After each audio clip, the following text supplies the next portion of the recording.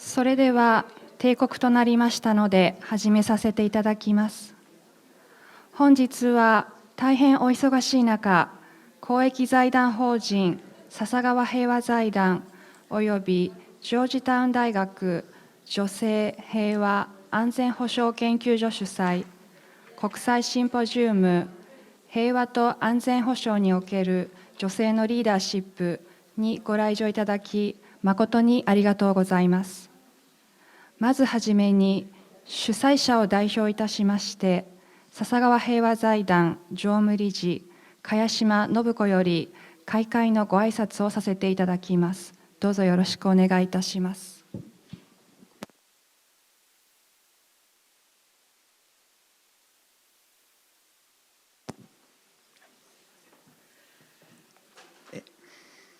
皆様、本日は公益財団法人笹川平和財団とジョージタウン大学ウィメン・ピース・セキュリティ研究所の共催による公開シンポジウム平和と安全保障における女性のリーダーシップにご参加いただきまして誠にありがとうございます。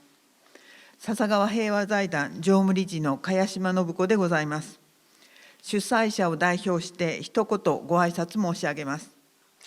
まず本日のシンポジウムのためにベルファスト、マニラ、ワシントン DC、サンフランシスコからご来日くださったご登壇者の皆様に心よりお礼を申し上げます。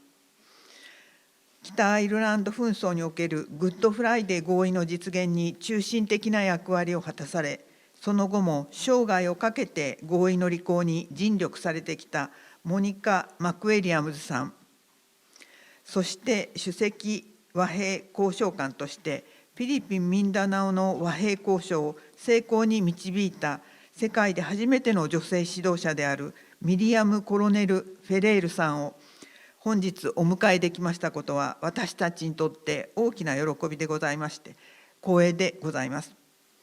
また先週末より続くイスラエルやアメリカ、イラン間の緊張・交戦のニュースに世界が揺れる中でこのように平和の未来について議論する機会を持てましたことはまさにタイムリーであり深い意義があると感じております。さらに本シンポジウムの共催者であるジョージタウン大学 WPS 研究所のベラン・バービア大使、そしてレイチェル・ジョージ氏には企画の実現に向けて多大なるご支援を賜りました。過去4年間、男性と男性性の関わり、関与に関する研究事業や WPS アジェンダ推進における議員の役割をテーマにしたシンポジウムなど、多くの共同の機会をいただきました。特にバービア大使には、私たちの事業に対して常に温かいご助言と励ましをいただいてまいりました。また、今回はスーダンとフィリピンにおける50名以上の平和構築関係者への聞き取り調査に基づいて、和平プロセスにおける女性連合の意義について、大変示唆に富む最新の研究成果もまとめていただきました。レイチェル・ジョージリサーチフェローにも心からお礼を申し上げます。さらにリーダーシップ研究の最新の知見を使って、ロヤ・赤番さんにはインタビュアーをお引き受けいただきました。さらに今回のご登壇者の招聘と一連の企画立案にあたっては、外務省の高橋克彦 WPS 大使、総合外交政策局の女性参画室の皆様、そして日本国際フォーラムの渡辺真由理事長、伊藤和歌子研究主幹、研究会の皆様にもご協力を賜りましたことを、この場を借りてお礼申し上げます。笹川平和財団では、4年前の平和構築支援グループ設立以来、東南アジアの元紛争地において、紛争被害者のトラウマケア、元戦闘員の社会統合、宗教教育を通じた和解など、多様な事業を進めてまいりました。その現場では、常に敵対する集団間の対立や調停、対話や調停、信頼醸成のプロセスを女性たちが先駆的に切り開いてきた姿に常に勇気づけられてまいりました。こうした経験を通じて私たちは WPS アジェンダへの理解と関心を一層深めてまいりました。今、世界は紛争、戦争の拡大と第二次世界大戦後に築かれてきた国際秩序の揺らぎという深刻な現実に直面しています。国連安保理決議1325が示した平和と安全保障における女性の意思決定参画を通じた平和というビジョンが試練にさらされているようにも思われます。しかし本日、実際に紛争のただ中で平和を構想し、希望を掲げ続け、行動してこられた女性指導者の皆様からのメッセージは、今まさに混迷の時代だからこそ、平和の在り方を議論する重要性を私たちに示してくれるものと確信しております。最後になりましたが、本企画の実現にご協力くださったすべての関係者の皆様、本日ご参加くださりました参加者の皆様に深くお礼を申し上げて、私のご挨拶とさせていただきます。どうもありがとうございました。ありがとうございました。それではこれよりプログラム1、和平プロセスにおける女性のリーダーシップに移らせていただきます。まずはじめに、モニカ・マクウィリアムズ様に、北アイルランド紛争の和平プロセスにおける女性のリーダーシップについて、プレゼンテーションをお願いいたします。マクウィリアムズ様は、1998年のベルファスト・グッドフライデー合意に署名した政治指導者で、北アイルランド女性連合の共同創設者および代表として和平交渉に参加されました。合意後は北アイルランド立法議会の議員を務め、人権委員会の首席委員長として権利焦点に関する助言作成を主導されました。現在は北アイルランドにおける準軍事組織の解体や紛争期間中の国家・非国家主体による過去の犯罪行為の調査に取り組む一方で、被害者、遺族支援や若者の市民社会の促進にも力を注いでいらっしゃいます。さらに、コロンビアやミャンマーなど、世界各地の紛争地域で女性リーダーと共同し、包摂的な平和構築の推進に尽力してこられました。学術面でも移行期正義や女性への暴力に関する研究を重ねられ、アルスター大学の名誉教授として高く評価されるほか、ジョン・ F ・ケネディ図書館の勇気ある行動賞や複数の名誉博士号を授与されておられます。それではマクウィリアムズ様、どうぞよろしくお願いいたします。Thank you very much for inviting me here. And can I start by thanking you, Dr. Nabucco, for welcoming me, and to Mahu. It's my first time in Japan, and I hope it will not be my last time. So let me start by telling you a little bit about myself. I have just recently published this book, Stand Up and Speak Out, because I feel it's important that those women who have been involved in high-level negotiations should tell the story of how they get there. And I tell everyone I was an ordinary woman. Yes, I was a professor at a university, but I fell into extraordinary times. And that's what conflict does.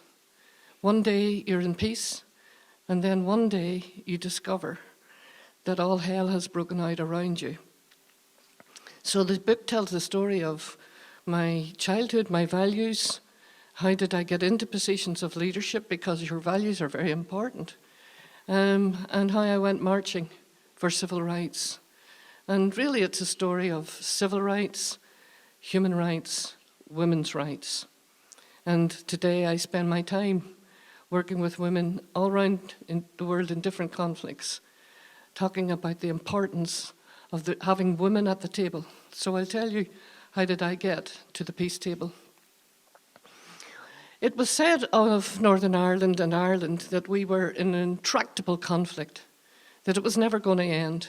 I was 14 years of age when I went on the civil rights marches, when I learned about what was happening in the United States of America and the demand of people in the United States for civil rights. And I watched this and I thought, this is going to happen here. because since the revolution in Ireland in 1916, Ireland then was divided, and the North became, and remained ever since, part of the United Kingdom, the yellow piece, and the white piece became an independent republic. I ended up living in the yellow piece in the north of Ireland, and there was two sets of conflicting ideologies. One that wanted to remain with the yellow piece in the United Kingdom. In fact, it was a very disunited kingdom, but they were the British side. And the other side, predominantly the British side, was known as Protestants, but it wasn't a religious war. And the other side was known as Catholics, and they wanted unification with the white part. So it was a majority versus a minority, but both sides had a lot of fear. And so where did the women mostly fit into this? Well, when the conflict broke out, the women began to march for civil rights, but it was mostly the men whose names were well known. I won't go into the history because it would take too much time, but certainly if you want to talk to me or get information, I'll give you my email. But the intractable conflict was eventually resolved. I lived through 30 years, as I said, of this terrible conflict. I thought it was only going to be 1 or 2 years. And it went on through my teenage years, my university years, right through my teaching career. And then I got involved in the peace process. How did the peace process happen? Eventually both sides realized an eye for an eye until we were all blind. The British Army facing the armed groups. It wasn't a religious war. It wasn't a civil war. It was very much a war, but we called it the Troubles.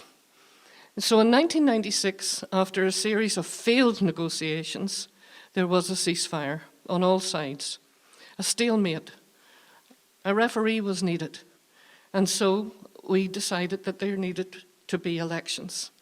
And it's very important, the election system. And here in Japan, I hear about your election system, which is the list system. And this was the first time a list system was ever used. We hadn't ever understood a list system, but it meant that a coalition or teams or parties could go to the table rather than single people from constituencies, which created more safety for us women.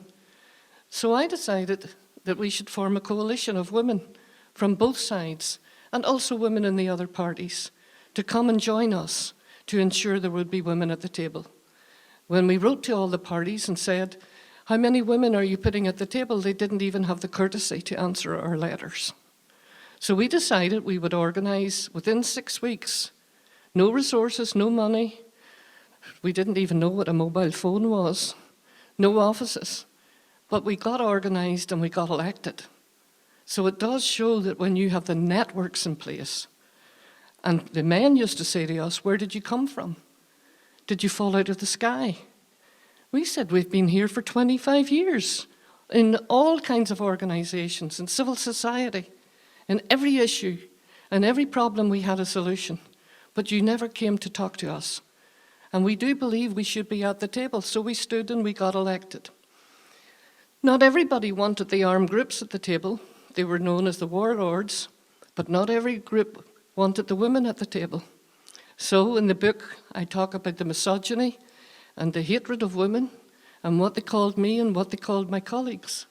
But we stood up to speak out and we said we have to have peace and we have to overcome these attitudes towards women if we're going to have peace. It's not just put the gun down or stop the bombs or assassinations. It's also you need to change your attitude towards the inclusion of women. So inclusion was important. The top picture here is a picture from 50 years ago. On that day, I was there. It was after Bloody Sunday, when 13 people had been murdered by the British Army on the streets at a civil rights peaceful protest, and we took to the streets to demand accountability. Why are the women linking arms?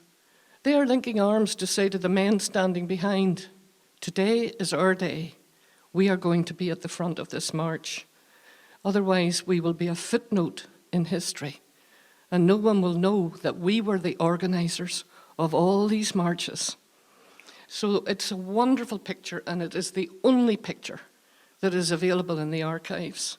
So that's a lesson to keep your documentation and your archive material, to be able to write women back into history.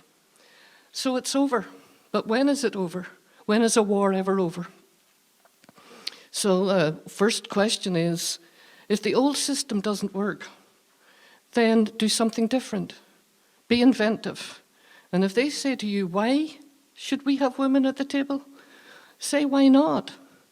I'm still asked that question 30 years after a peace agreement. What difference does it make to have women in the table? What do women have to offer to the issue of conflict resolution? So that's a very important story to be ready, because not everyone will believe that you should be included, that women should be included, the difference that women make when they are included. So we came from all different backgrounds. We were human rights defenders. We had crossed the peace lines from Protestant to Catholic. We were mothers with children. We wanted safety. If you think about security, ask the question, do you feel safe in your own home? Do you feel safe on your streets? Which is a question that the Georgetown University Institute of Peace and Security ask when they're tracking the issue of security in your country. It is the connection with women, peace and security, which we didn't know about in 1996 when we entered the peace talks, because the resolution of 1325 only came in 2000. And I'm glad to say we were part of making that resolution at the United Nations. The Security Council Resolution 1325 on women, peace and security comes from what happened on the ground in different countries. And we were one of those case studies. We were involved in every community. We had hundreds of women's centres, many, many civil groups working across the country, but no one was taking much notice. Of course there was feminist activism. What country do you know that doesn't have violence against women and girls? This is not just a women's issue, it's a men's issue. But it was a feminist issue. It was a women's rights issue. And sad to say, we discovered that more women were getting killed by their partners in our country than were getting killed in the war. And no one, until I did the research, actually understood that fact. And then these are the trade union women. So an opportunity, a window opened, and that's when you need leadership. Take a risk, get through that window, because if you don't go through it, it'll close very quickly. And so we took the risk to become political, a new voice for new times. Older women, younger women, employed, unemployed, university professors, women who had chosen to remain at home, all of us, rural, urban, such a diverse background, but most importantly, conservative voices, progressive voices, and it wasn't easy to form that coalition. So we had multiple identities, we shared diverse positions, we challenged the status quo and said, if you're talking about having equality, then you cannot have all men deciding for our future. Nothing about us without us is for us. That is the mantra of the disability community. It is also the mantra of women. Nothing about us without us is for us. If we're going to create a new constitution, if we're going to draft a new Bill of Rights, it cannot be without us. That's called exclusion. And finally, we decided that we would come as a political party to the table. We got elected. The people decided that they wanted women at the table. The other political parties didn't think it was a good idea, but the people did. And so I became the leader of this delegation. We ran candidates. There was a forum, the Forum for Dialogue and Understanding. On the first day, I renamed it the Forum for Monologue and Misunderstanding, because we discovered the parties were just talking to themselves. They were refusing to cross the aisle and speak to their enemies. Today, they call them their political opponents. But when I was at the table, they called them terrorists, criminals, gangsters, and indeed they called me much worse. So we decided that we would bring a different message. human rights, inclusion, equality. That's all you needed. 3 basic values, 3 principles, and every single one of your stands and your policy, your manifesto. What does it say about equality, inclusion, and human rights? What made us different as women was we chose to speak to people that no one else would speak to. We spoke to the terrorists. We spoke to those who they regarded as being out in the cold and that no one should ever talk to them. Well, they were at our table. Somebody needed to talk to them. So we became known as mediators and facilitators. But we had to remind ourselves we were also negotiators. So when I see here in Japan that you're going to have a centre for support for mediation, believe me, it is hugely important. I only wish I had someone to support me when us women went to the table. We didn't have that backup. We didn't have that support. We had no idea what we were entering. But we became one of the most influential voices at that table because we were prepared. Prepare, prepare, prepare. Every night at my kitchen table, we gathered and we prepared the next day. The papers, what we were going to say, the policies. And so when the eventual agreement came, the other party said, you women got more into this agreement than any of the rest of us. How did you do that? It was because we brought solutions and not problems. Mostly political parties are good at problems. They can tell you what the problem is. Can they tell you what the solution is? And so because we were working across amongst all different kinds of voices, we had worked out a consensus about what might work. And so we challenged our own community. My biggest task of any leader in any country, whether in conflict or not in conflict, is challenging your own side. Because it's easy for me to point the finger at the other side and say they're the problem. You also have to bring your own side to a place where they did not think they were going to have to go. There will be pain for everyone. There will be gain for everyone. That is the meaning of negotiation. It is the meaning of conflict resolution. So I'm very quickly going to come. I have a few minutes left. This is the happy picture of us the day we signed the agreement. I said, we have interrupted the culture of failure. There is no going back. I am glad to tell you, 30 years later, there is no going back. We have succeeded, and we have never gone back. We have tasted the prize of peace, and it is a beautiful taste, and we will never give it up. That's what women do. They bring a different process, they bring substance to the table, they broaden the agenda, and they work for years and years at the implementation. I did make mistakes. I wish that I had not made it an aspiration in my agreement, our agreement, the right of women to full and political participation.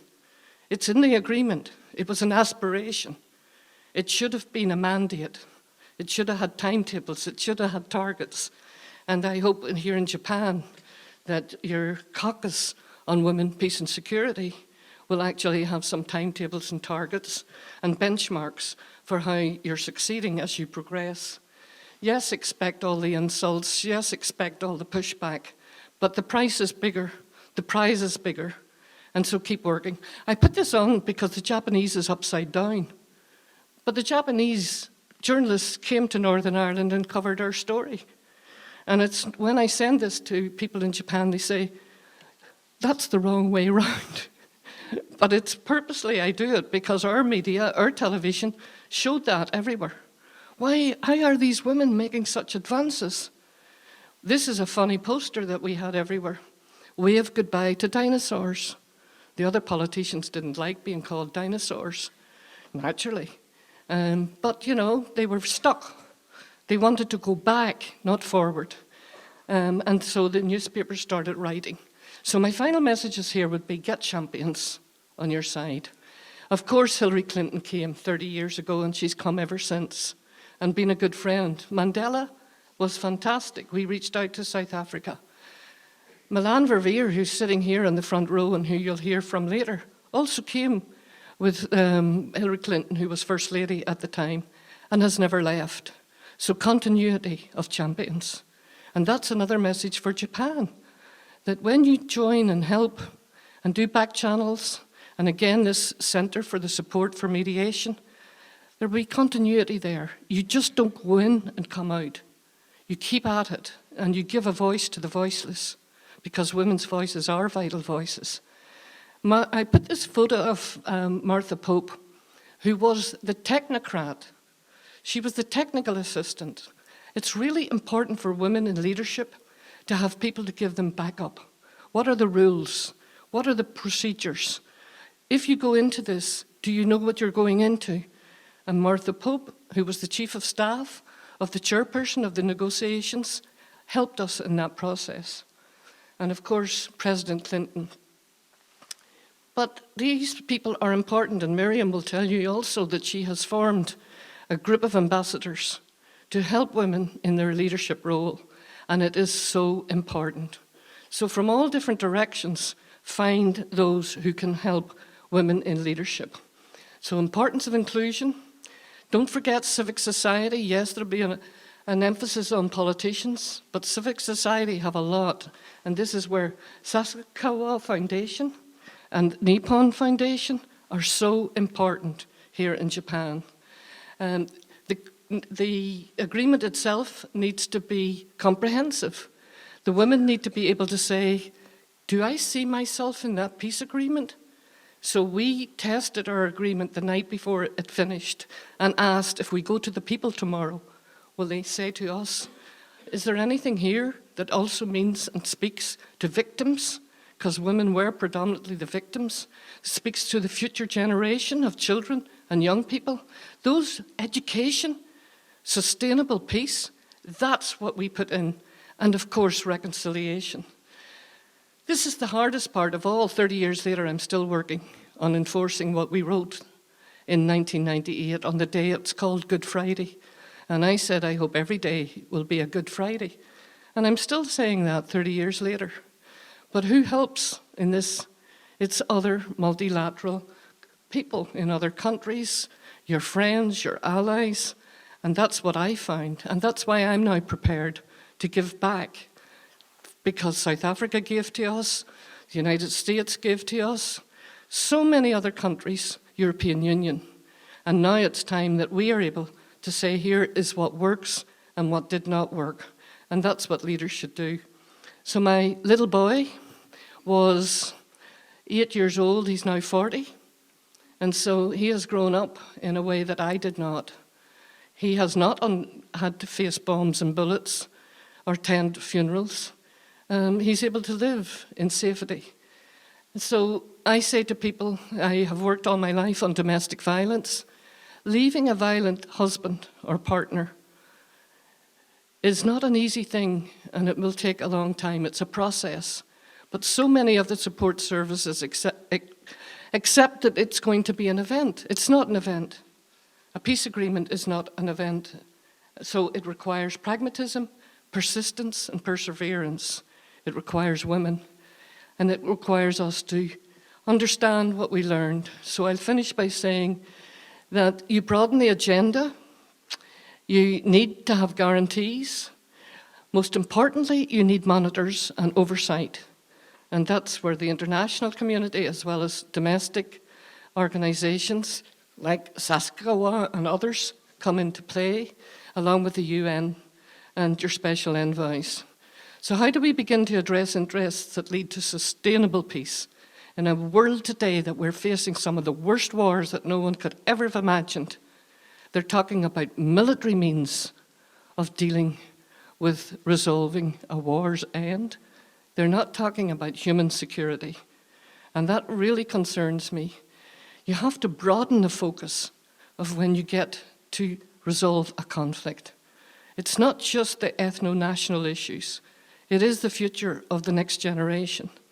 And so keep an eye on that, and keep an eye on women and girls who should not be told to wait. I was told, oh, just wait and we'll solve all your problems later. I said, oh no, it has to be in the agreement so that afterwards we don't come crying saying, we wish, we wish, we wish.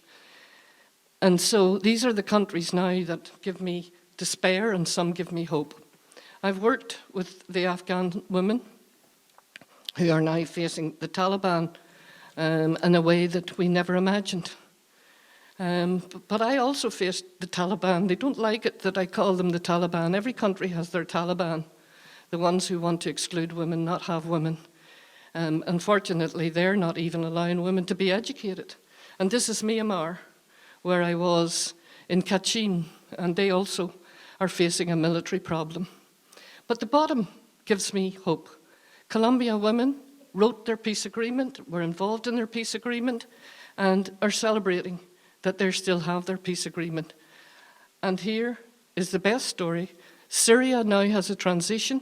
The woman that I worked with in Syria is now the first woman, Christian, only woman, in a 23 male Islamic cabinet. And she is a fantastic women's leader.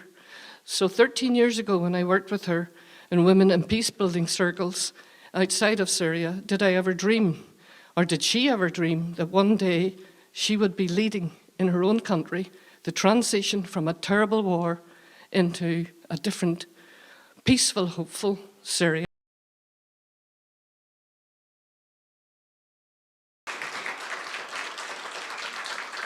ありがとうございました。引き続きまして、フィリピン政府和平パネル元議長、ミリアム・コロネル・フェレール様に、フィリピン・ミンダナオ紛争の和平プロセスにおける女性のリーダーシップについてプレゼンテーションをお願いいたします。フェレール様は2014年にフィリピン政府とモロ・イスラム解放戦線が合意に達したバンサモロ包括和平合意に政府パネル議長として署名、こちらにより主要和平合意に署名した世界初の女性として広く知られております。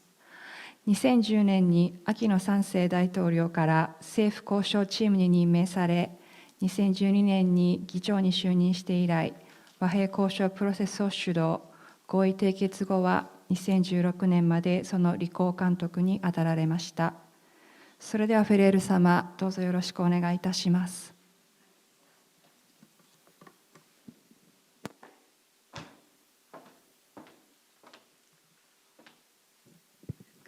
Good afternoon, everyone.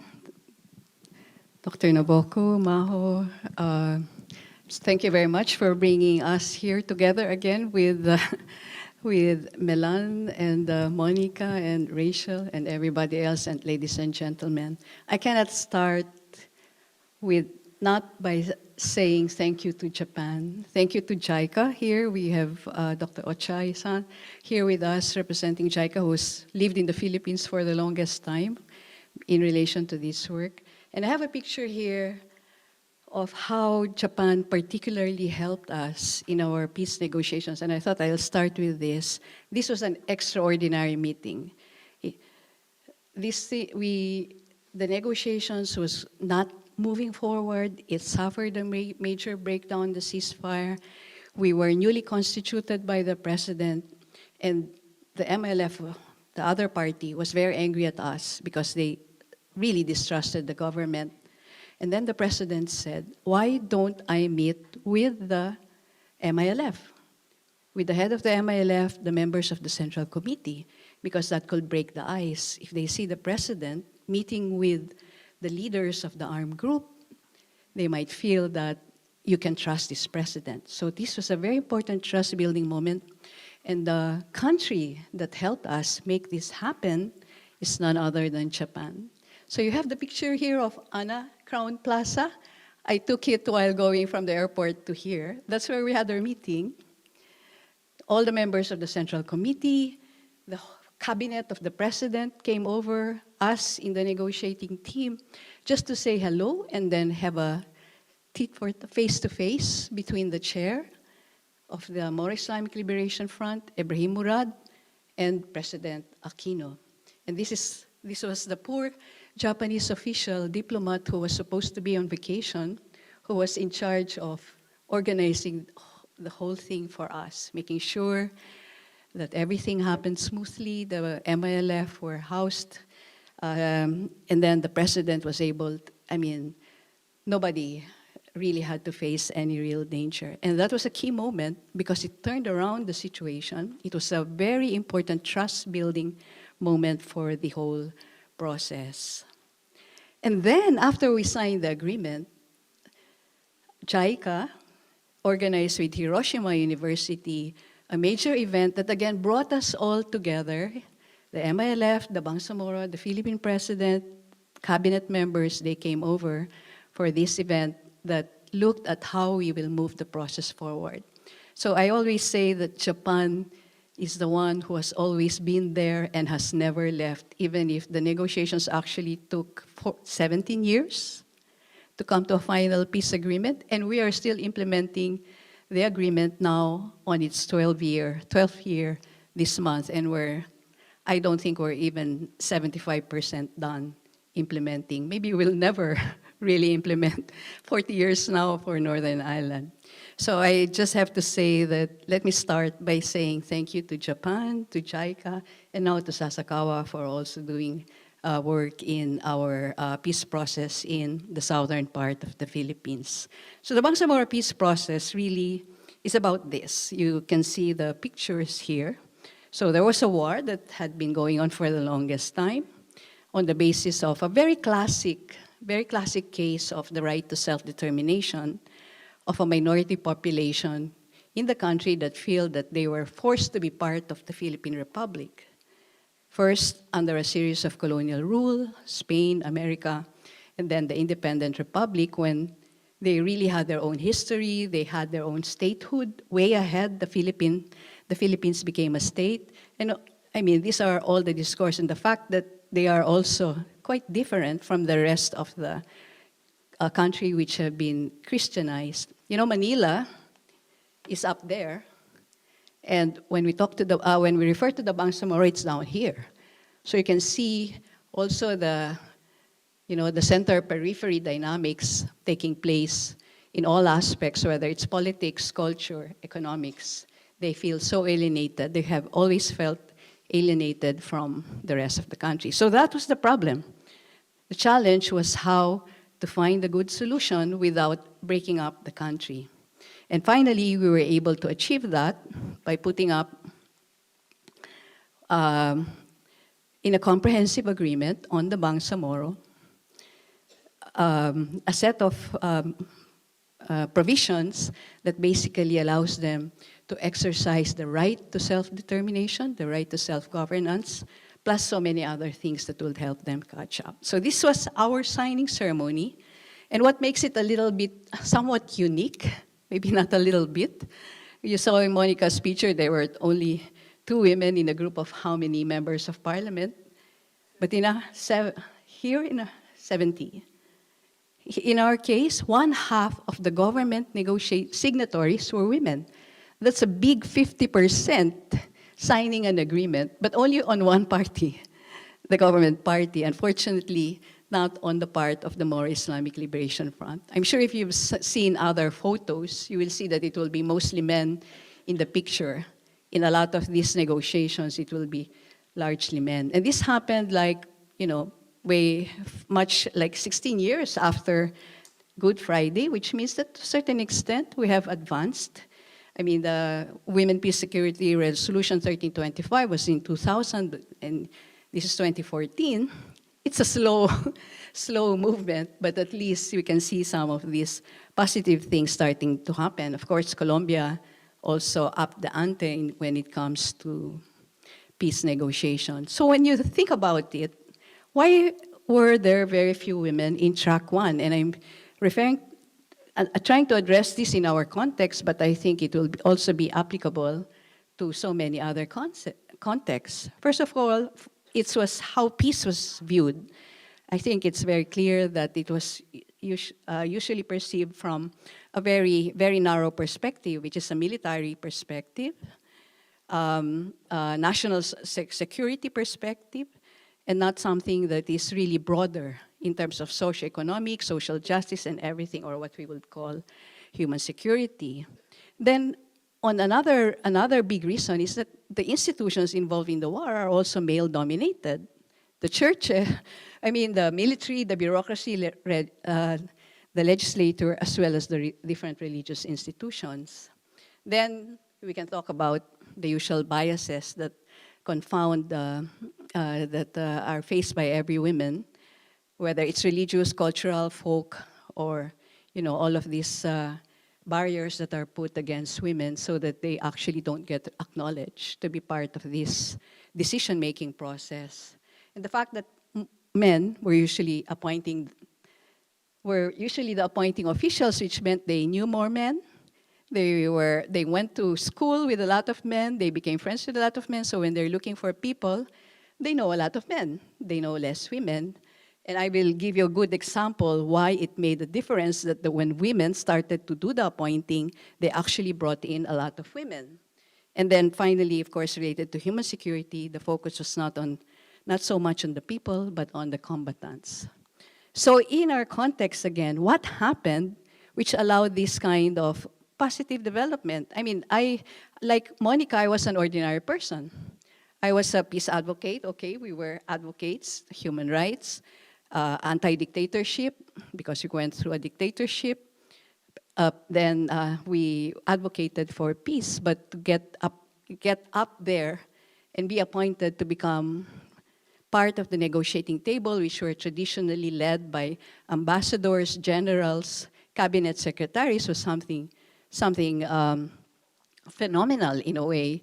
And that's because of the fact that over the years after dictatorship, there was significant civilianization of the whole process.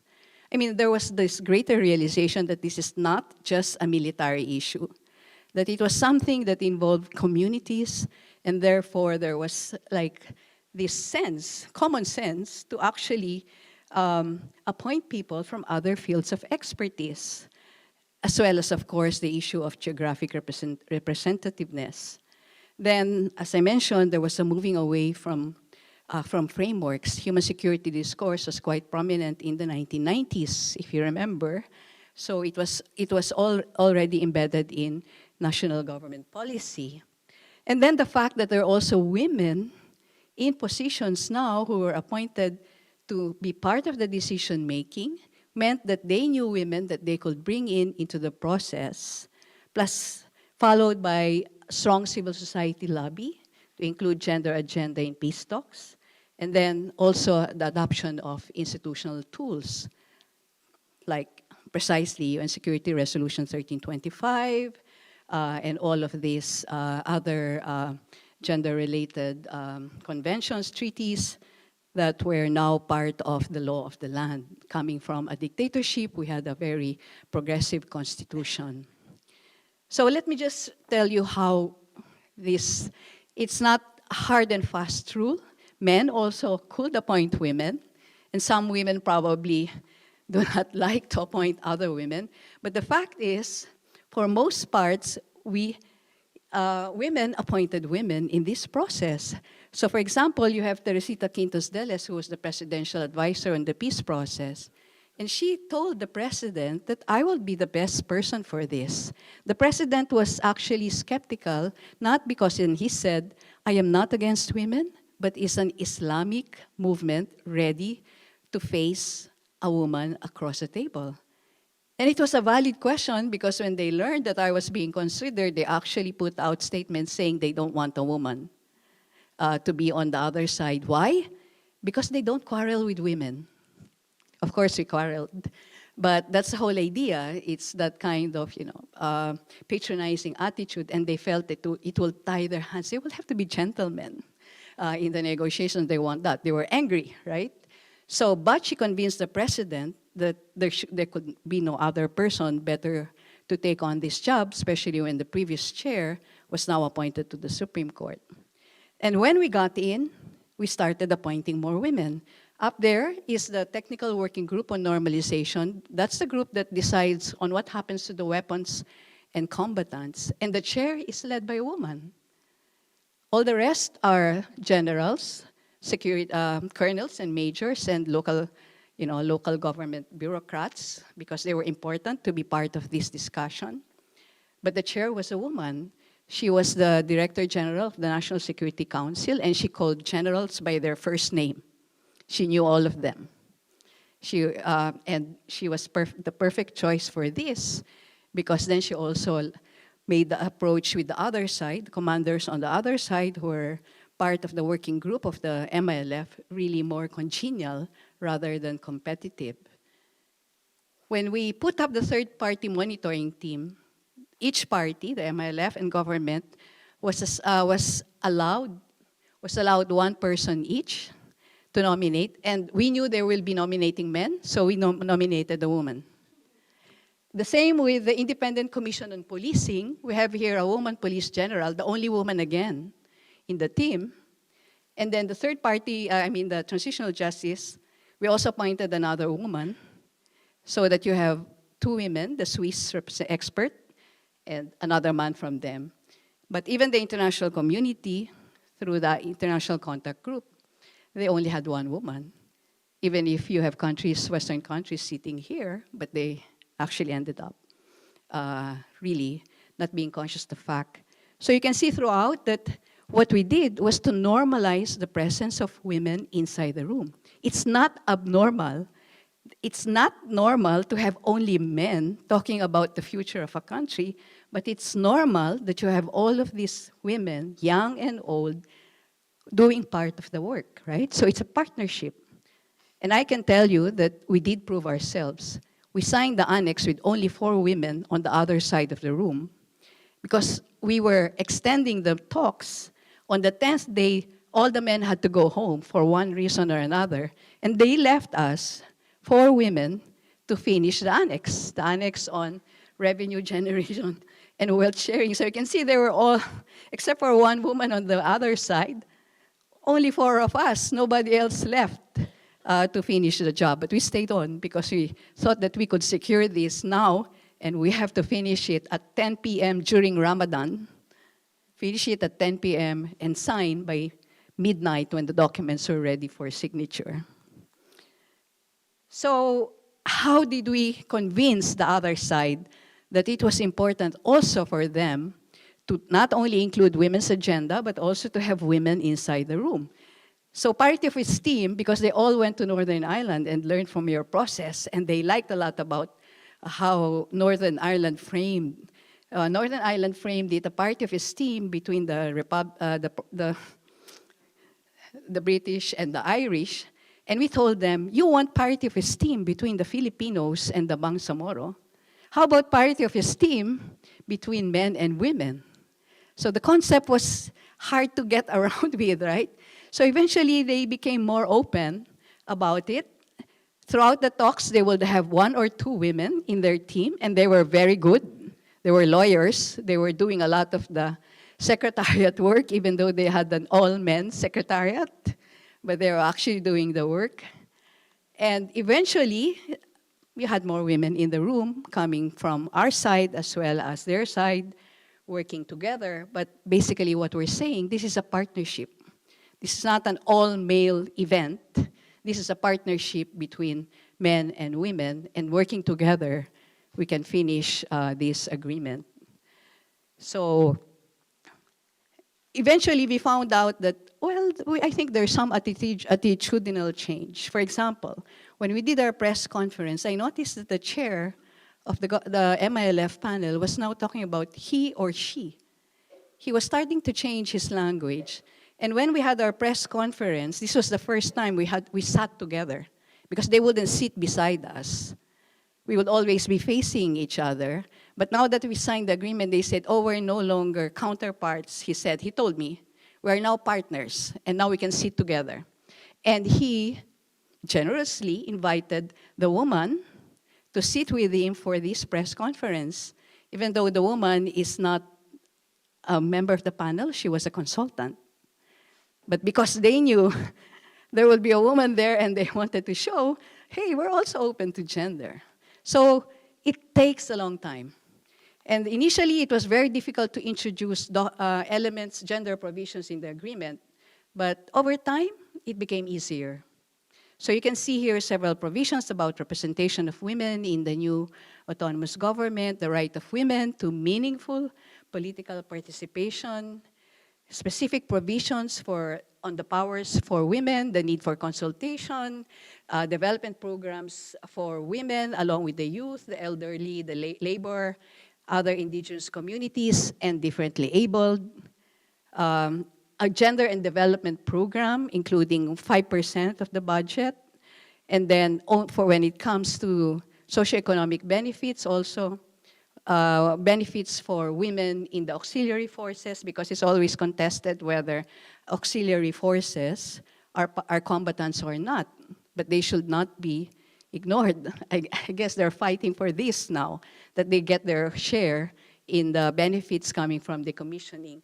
So these are examples, but of course we could not have done this without getting a lot of public support, especially for women. So we did all of these consultations, women-only consultations, as well as mixed consultations in the different communities, consultations with the military, consultations with local governments. Everything had to be like publicly owned, because it was important that government has a bigger constituency, right? We were talking to a bigger audience who was skeptical of the Muslim population, an audience that was saying, why are you giving them so much, right? When in fact, from their perspective, they're getting back what was taken away from them. So these are two completely different perspectives from between the majority population as against the minorities. And so we had to tell them, we had to keep everyone getting informed and also getting their input from their own communities as well as outside what should come into the agreement. And I think it's very important that women actually supported us in this process. They helped us, they campaigned for us, they defended us when we got all of these sexist comments against women, for example, against women leading this process. I mean, why is she selling the whole country? Why is she giving away? She's a traitor, etc., and they will come to my defense. So I think it was very important that you had women. So I remember, for example, when we were not able to pass the law, I had to say sorry to a group of women who was saying, I know you tried very hard, you went to lobby in Congress to get this law passed, but nothing happened. And she said, it's not a problem. I will be the last woman standing to really defend this process. And that for me was really, really heartwarming to get that support from different communities of women who really valued this process and who got inspired by the fact what women can do. Because unlike Monica, we were not representing a women's coalition. We were representing the Philippine president in the executive branch in these negotiations, but it was very important that the women were also behind us in these campaigns. So yeah, this is the book, my story of the negotiations, and yeah, we chose peace. Thank you very much.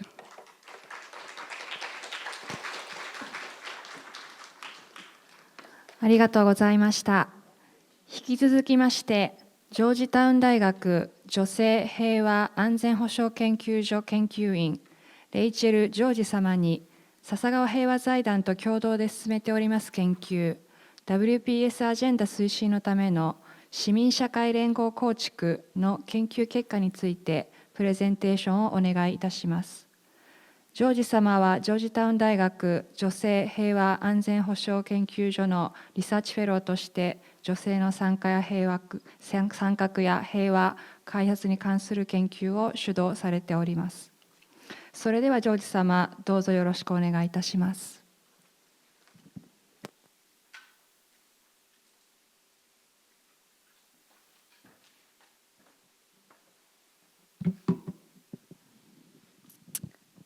Thank you so much.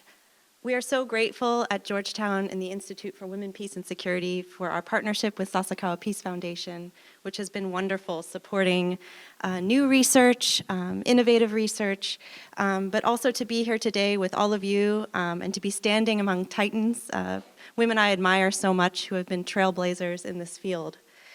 I'm here to present the research story behind capturing some of this incredible work that women are doing on the ground every day for decades.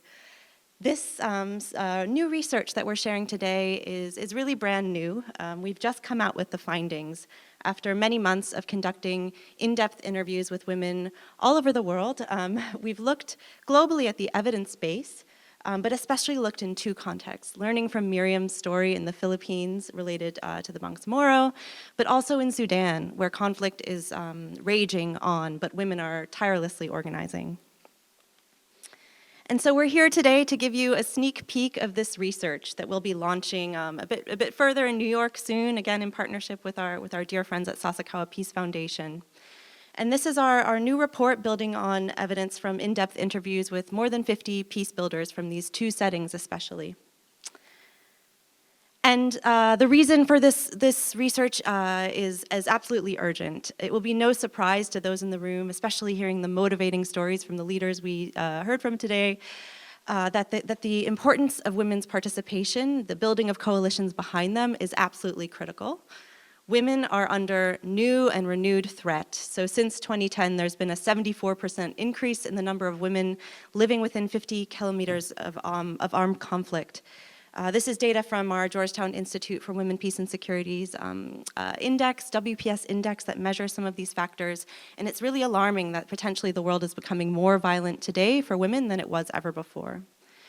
And yet, despite this violence, women are organizing at great personal cost. Over the past 2 decades, there's been a near doubling in women's civil society participation in peace negotiations. So again, despite this violence, women on the grassroots level within civil society are banding together despite any differences to share their priorities in peace negotiations. But this great grassroots mobilization is not, unfortunately, translating always to the high-level tables that we'd like to see it in. As the leaders were sharing, I know from their own stories, women are still sidelined.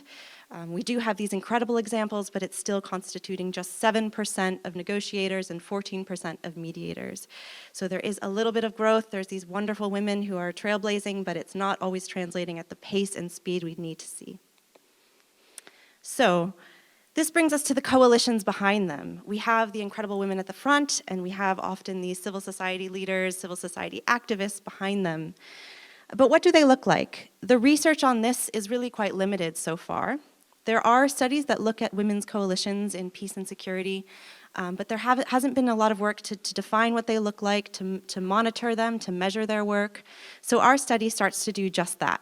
We've developed a unique typology of women's coalitions that we hope will be helpful for the field to really be able to identify the kaleidoscope of actors that are often behind these incredible leaders at the front of these negotiations. And these can include parliamentary women's caucuses. We have some great examples here in Japan. They can be networks of women participants or negotiators in peace talks. They can be formal civil society organizations focused on women's issues, or WPS or women focus groups within broader civic organizations. They can be women-led cooperatives on the ground, despite differences providing support and services within communities. They can be informal networks and collectives. They often are using digital platforms and loose affiliations, informalized networks. And finally, they can be project-based. Wonderful partners and international interlocutors have supported these kind of project-based organizations and networks that have really built coalitions as well. And why do they matter? Well, they're absolutely essential. They're the backbone of WPS. We know that women's coalition, their existence and strength, improves the likelihood of the collective impact of women on formal changes, such as the content of peace agreements and on legal reform. Their presence is also correlated with the adoption of gender quotas, as we've seen in the BARM, in the Bangsamoro, we have this now, and with the increased participation of women in political life. If you have strong women's coalitions, you're more likely to see women in power. And finally, women's mobilization can increase during conflict. The research really demonstrates this. Of course, it's a sad fact, we don't want conflict. But when we do, actually, women tend to mobilize more. It's an opportunity, actually, to seize that energy and build the coalitions during these points. And this is associated with good outcomes for peace and democracy. So women's coalitions are often a good sign. If you see them building, there can be many dividends for peace. And as I mentioned, there have been some studies to try to identify how to maximize their work. Overall, when at Georgetown, we've reviewed this limited evidence and seen that there is a set of principles that we can build from to understand how these coalitions work, how they build, and how they drive impact. The first is shared goals. Identifying shared goals is absolutely essential. But of course, women in no conflict are monolithic. In no society do all women think the same. Finding those shared priorities is the hard work that coalitions do. Institutional access, both formal but also boosted by informal processes, is also critical. Capacity and resource mobilization and inclusive organizing processes. These are difficult, this is difficult work, but really important work, and we know that already from existing studies. And yet what we don't know, what we need to know, and this study is seeking to fill some of these gaps, is what exactly can we do to drive this forward, to help? What can international partners, donors, funders, civil society, policymakers do to boost this incredible work that women are doing on the ground? And so we went into the field, we interviewed women for the Philippines and Sudan and asked them these essential questions. What support do you need? What does it look like to build a coalition in your context? What are the challenges you're facing every day? What are the opportunities you're seizing? What do you wish you had? What support do you need? And this, again, would be probably no surprise to those in the room, but this salient quote from an interviewee in Sudan really hit us hard. That unfortunately we know this work is essential in the women, peace, and security field. We recognize how important this is. And yet many or some only realize that they need this work when it becomes too late. And so this is really, I think, a call for us as a field to understand, how do we not miss this moment? How do we invest before it's too late? So overall, in our study, we've surfaced these 5 critical findings that we hope to share with you today. We'll share a little more detail in a second about what they mean further. The first is that coalitions are most effective when they form organically out of existing networks and relationships. This can be hard. In a moment of crisis, we want to suddenly push together a coalition, and there's been some good practices and also some warning signs from the conflicts we've seen before about when you try to kind of create that on the surface without deeply looking into the way that women organize culturally on the ground, you can actually create a parallel process, and that's what we don't want. We want it to be rooted in the organic spaces. So this was a lesson that our interviewees shared. A second is that influence really depends both on grassroots legitimacy and access to formal institutions. One without the other is insufficient. You really need both. And this really builds, I think, in the Philippines from a concept shared with us called, I think, bibingka. It's a form of cooking, I think a rice dish, where you have, they say, heat from the top and heat from the bottom. And this cooks a wonderful dish. You have the really even cooking temperature. But in social movements, in these critical moments, it also creates the conditions for effective influence and for effective peace. So this means grassroots, heat from the bottom, not being divorced from, but actually working in tandem from heat from the top in an effective sort of joined up synergy. So we have some stories in the report that talk about exactly how you do this in practice. The third is that coalitions are living and breathing. They have to have flexibility, they have to be able to adapt. They must do this difficult work of allowing for difference, allowing for the reformation of strategies and tactics, sometimes around discrete sets of shared priorities. Monica shared sometimes this means gradual change, really building change over time, and tough compromises, and that flexibility can be really important. We also need the leaders, and we're so thrilled to learn already today from 2 incredible ones. But these can be bridging civil society, government, and mediation spaces, which requires trust, requires them to be translators of coalition priorities into policy outcomes, and it requires investing in young people to become these leaders in the future. We can celebrate the ones we have, but also invest in future leaders. And it also finally requires long-term investment. So we have to invest early, but we can't allow this work to atrophy. Even after a peace agreement is signed, the coalition sustains the implementation. So that sustaining is essential. So in the report, we share 12 spotlights. These are spotlights on 12 stories of influential networks of women who have been involved in peace work in the Philippines and in Sudan. And they share some key lessons. We won't have time today to share their stories, so we really hope you'll read them in the report.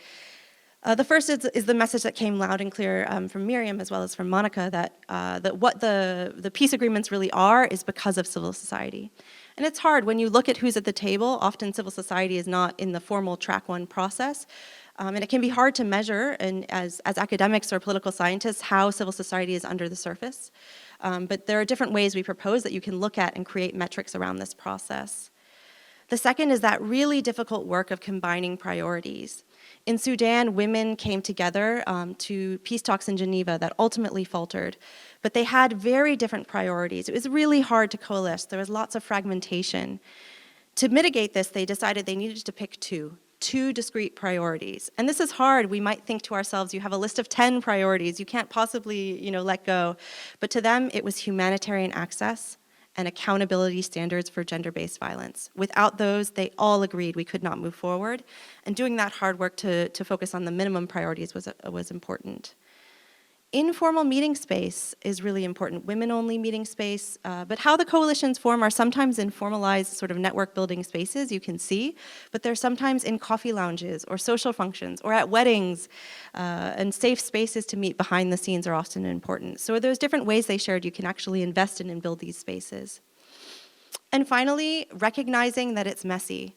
In Sudan, they've shared that this is often really difficult. They have a group called MANSAM, which is this national level coalition and network, and they say they're constantly fighting, but this is important. It's the reality, and we cannot pretend these differences don't exist. So we hope you'll read the report to hear a little more directly from the women themselves of their stories. So we've built from this study a set of strategies and tactics. In the report, this is an abbreviated version, but we built out the strategies, associated tactics shared with us, and also the enabling conditions around which one might pick a particular strategy or a particular tactic. Because conflicts are dynamic, there's not always one opportunity that makes sense for coalition building.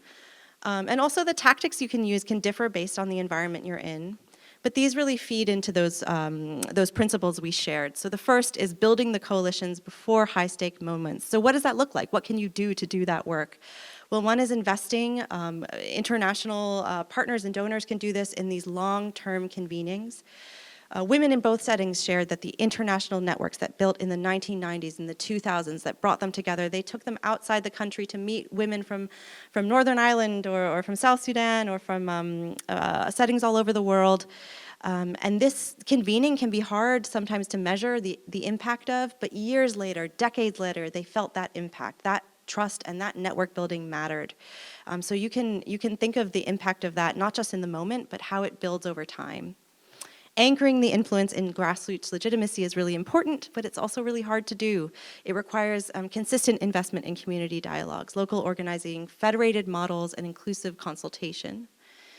Bridging this formal and informal power is really important, but it's hard. So women in the grassroots and women in the elite spaces are not usually the same women. So when you have these trusted bridge builders, they can be absolutely essential. So again, investing in them is really important. Prioritizing minimum consensus. So we learned we share in the report a number of processes that seem to work well to build this minimum consensus over time. But it often requires multiple series of dialogues, sequenced dialogues, not one-off conversations. Having flexible and adaptive, again, organizing models with the loose federated coalitions. Leveraging feminine identity and symbolism. So often in these settings, women were worried to have too feminine of an identity as a coalition. But they reflected that it actually was their strength. There are two stories I wanted to share with you today about this. The first is in the Bangsamoro. Women were part of a network called the Womb Collective. They organized basically around the passage of the Bangsamoro Organic Law, the passage of this, and they had some support from a number of funders who helped them do a bit of work on capacity building in lobbying skills. The women were, not accustomed to doing political lobbying, but they realized they needed this skill to pass this. They needed this piece in their communities. So they gained these skills. They had a little bit of funding to go to the capital city. We saw the map. It was a big trip to get to the capital city to lobby for this. But they did it. They decided to do it in their traditional women's dress from the Bangsamoro. And they shared that this showed their visibility. It actually showed the men, people in Manila who might not be familiar with this process, that to get their goal, to pass this law, they needed the women. They could actually see they were filling the room, and without them, they had lost a constituency. So women's dress actually mattered. They also had campaigns with hair haircuts for women. They called it bangs for the Bangsamoro. They all cut bangs in their hair, the women, and you could see their identity coming through just through their hairstyles. In Sudan, we had a really interesting story where women shared during the 2018 revolution. They had done graffiti to show how they were proud and street art about their roles. And that graffiti was actually, the street art was defaced. It said, "Go back to the kitchen, go back to the home," painted all over that art. So the women, what did they do? Women who formed a coalition around this, they didn't all agree, but they thought, we need to be back in that street and to defend it. They took their kitchen tools and they went into the streets proudly, waving their kitchen tools, saying, we belong both in public life and politics and in the kitchen. It's not an either or. We can be here with our kitchen tools, we can be at home, and you have to respect us either way. Our place is in both settings. So these are really sort of feminine approaches to showing identity, but they created a advocacy that really had an impact. And sustaining that work, leveraging the relationships over time remains critical. So in the report, we lay out a number of recommendations, and we show, coalitions, they form on their own organically, but there can be supportive webs around them that can really help them. So we hope that you can consider the many ways, no matter where you are, to support the building of these coalitions. Funders do play a really important role. They can support organic organizing rather than sort of imposing a donor-driven priority. They can figure out what matters to the women on the ground. They can fund these more flexible and informal structures to identify these shared priorities. Again, in the report, we talk about a few of these processes that seem to work well. They can recognize and resource temporary coalitions. They can bridge sectors and levels, rethink success metrics, invest beyond crisis moments, and support documentation and memory. We don't always have the stories that we were blessed to be able to learn from today, and that can be something we can resource. Second, for civil society organizations, mapping the landscape can be critical. Many women shared they actually didn't know until an international funder came into the room. There was another group actually down in a rural area that had a similar agenda and priority that they could partner with. So making sure you really have a fulsome understanding of the landscape of women's networks and organizations happening in a particular context can be a great way to find spaces to build coalitions. Leveraging informal coordination, balancing formality and autonomy. Formal government registration for some was really important, or even forming a political party. But for others, informality was really critical. Becoming too formal was not a good strategy. But then they have to find ways to access finance if they're not a formal group, and that can be more difficult. Making space for difference, strengthening the feedback loops always to the grassroots, and engaging across sectors, really avoiding the silos that can come, they shared was critical. Policymakers and development practitioners can also support these processes to foster the coalitions and help them grow. Many shared, women in Sudan talked about being sidelined, asked to speak through intermediaries constantly, and they demanded space. When they came to Geneva, they said, no, we won't share this with the international interlocutors and have them share them to the warring parties. We will go in the room and share our priorities ourselves. And enabling that can make a difference. Institutionalizing their participation, bridging the silos, and supporting sustained partnerships. And finally, the global community, that's us. They can make a really big difference. The transnational networks, both the women in the Bangsamoro, women in Sudan have benefited from women in Japan, women in the United States. They talk about these knowledge exchanges really making a difference, that they wish there was more of them. Supporting cross-national learning is really important. The diaspora, especially in Sudan, women are being isolated and they're having to move away from the country, but those women are often deeply involved in calls for peace, and enabling them to have connectivity still to the country and supporting their engagement is often vital, and strengthening the connective infrastructure between coalitions and their supporters. There often are ways to support, again, finance or resources, but there's informal ways to support. They're not always financial, and they've often paid a lot of dividends for the women that we spoke with. So that's a sneak peek at some of the findings. We really hope you'll read the report. We're excited to be here in Japan and to learn from the incredible networks, coalitions, women that Sasakawa Peace Foundation works with, and to learn from the leaders and scholars we know here in the room today. So thank you so much.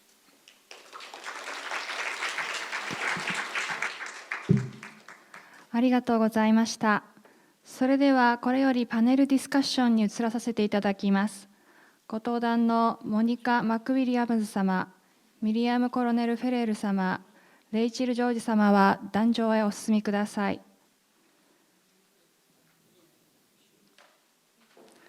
ここからは笹川平和財団第2グループ長の中山真帆が進行いたします。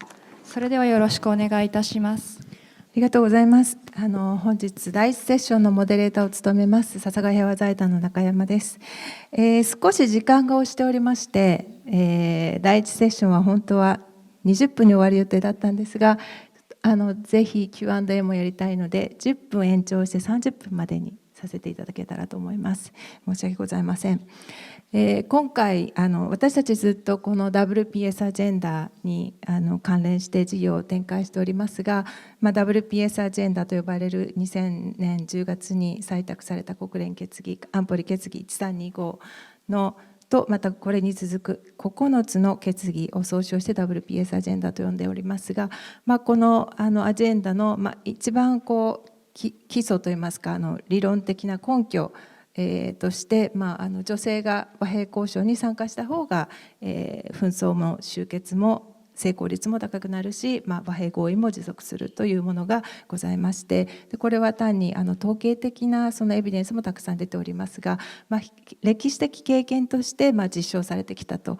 でその象徴的な事例が北アイルランドとフィリピンのミンダナオということで、その2つの和平交渉を成功に導いた女性交渉者のお二人をお招きできたことは私たち主催者としても大変嬉しく思っております。ありがとうございます。お二人の力強いお話と、またそしてレイチェルさんからはスーダンとミンダナオでフィールドワークを50人以上の女性たちにヒアリングをした結果を非常にたくさん実践にすぐ使えそうな洞察に富む分析と、提案をいただいております。まずですね、そうしましたら皆様からご質問をお受けする前に少し私の方からご質問させていただきたいと思うんですけれども、レイチェルさんが発表していただいたこの連合、女性の連合というのが一つ今日のテーマなんですけれども、北アイルランドではモニカさん他の女性たちとそのカソリックとプロテスタント分け隔てなく和平交渉に女性が参加するということで、北アイルランド女性連合という政党を作られたと。でとはいえ、そのプロセスの中でさまざまな女性たちの、分断といいますか、意見の相違ですとかプライオリティの違いといったものがあったに違いない、あるいはエリートの女性たちと草の根の女性たちの意識の違いで、そういったものの中でどんなその分断というのが一番難しかったかということと、それをどのように乗り越えてこられたかというのを教えていただきたいと思います。でまた続いて、ミリアム先生には、先ほどご紹介いただいた通り、ミンダナオの和平交渉最も女性の参加が高い50% が政府交渉団は女性、そして MILF の方も最終的には女性が増えて 25% ぐらいというふうに言われておりますが、このお互いの交渉、そのテーブルの反対側に座っている女性たちとどこかやはりその共通の目的というのが見出されていったのではないかと推察しますが、どのようにこの反対側、その交渉者フィリピン政府と MILF という立場の違いを超えて女性の交渉者として共同し、それがどのような結果に導いたかということをお伺いしたいと思います。そして最後に、ごめんなさい、レイチェルさんにはたくさんいろんな、提案をいただいたんですけれども、もともとその今の現状としては世界の現状としては女性たち草の根レベルではたくさんいろんな活動をしているけれども、それがなかなかフォーマルなピースプロセスにつながっていかないという現状について、何かその女性たちから洞察っていうか具体的な取り組みがあったり提案があったかどうかというのをお伺いしたく思います。すいません、長くなりました。Can I ask Monica first to talk about your experiences? Of course, we were going to have differences because we came from political backgrounds. We grew up in Northern Ireland as Protestants and Catholics. We grew up as supporting British and Irish, and many women actually said, I don't belong to either. I'm not attending church anymore. Or I don't see myself as British or Irish. I am both. So there were all those differences, but that's what makes for a much better, wiser group of women, is to talk to someone who doesn't agree with you. So you see it like this, I see it like this. So tell me, how do you see it? And then you come to some kind of consensus. Because I would say, this is what we're going to do. No, this is what I want you to do. So that's the first thing, is to have a very open discussion. It takes longer. And sometimes I didn't have the patience, because in a crisis you need to get to a decision. And you will make mistakes, but don't be too hard on each other when you make those mistakes. Because if you're going to be in a coalition, you need to support each other and say, well done. And I made mistakes, and I said to the women, I will make mistakes, but I need the space to be able to then pick up what you're telling me is a mistake. So we rang each other every night. Before I would go to the press, I would pick up the phone and talk to a woman from the other side. And I would say, this is what I'm thinking. And they would say, well, I think you need to add this. So it was a stronger press statement. But it's difficult, very difficult, because you need to hurry up. If there's a bomb going off or something terrible has happened in a community. But what we did was, I called it a kitchen table campaign. We all had children, so we needed someone to look after the children at times. So we had different skills. And some women agreed to form the childcare, and others agreed that we should be the writers. Others agreed that they should be the spokespersons. So we broke up into teams. But those three principles, you cannot call yourself a party of inclusion if you say you're not going to talk to these people. You cannot stand for human rights if you say, I only want my rights. And I don't think that their rights should be respected or held. And in any conflict, you have a lot of problems with one side only wanting their rights acknowledged. So we had issues. The issue that often was a problem was talking to these people who were still threatening to break their ceasefire. I went into the prisons, and that was a big issue. Should we women go into the prisons and talk to combatants who had been sentenced for human rights violations, for criminal offences, but they believed they were political convictions. They were not criminals. So that was a big issue. Are they political combatants or are they criminals? And again, a lot of women, whether they were on the conservative side or the progressive side. Prisoner releases. Should you ever allow them to come out? If this was their past, could they have a future? That was an issue for the victims. And I myself had lost people that I knew very well, including my boyfriend, who had been murdered and tortured. And I was sitting beside the party that murdered him at the table. But you know, that is the thing you have to do when you are going to make peace. You don't choose who you're going to make peace with. And that's what President Mandela had said to us. Those are difficult issues, because other women in the coalition said, I am not sitting down with that, and called him the name. And it wasn't always the name that you would call someone in English. So it was very difficult. Also using the language, you know, I had to say to the chairperson at the negotiations, you cannot allow this party sitting beside me to refer to this party as criminals and gangsters. You must call them by the name to which they were elected. And so I think we women were the people at the table who were known to be putting standards. But the thing that stuck us best was the human rights standards, the international standards. And we said, if we can explain to the people who disagree, even inside our own coalition, about this, then it's really important that we stick to what the international standards are. The biggest issue of all, of course, was reproductive rights, because we live in a country that was very conservative, very religious on both sides, and did not want to give any reproductive rights to women. And it has taken many years, many decades later for those, but again, it almost broke us. But that was the only issue that almost broke us. And we had to slowly work it through as a healthcare issue. So those were some of the issues. I will say to you that we never once broke up. We never fragmented.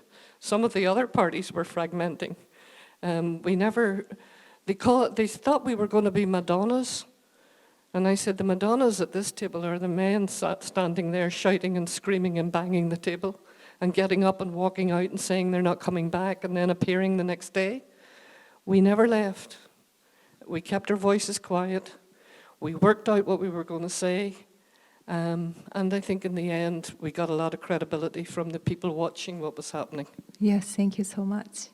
So now I asked Miriam. So you asked, were there differences between the women from both sides of the negotiating table?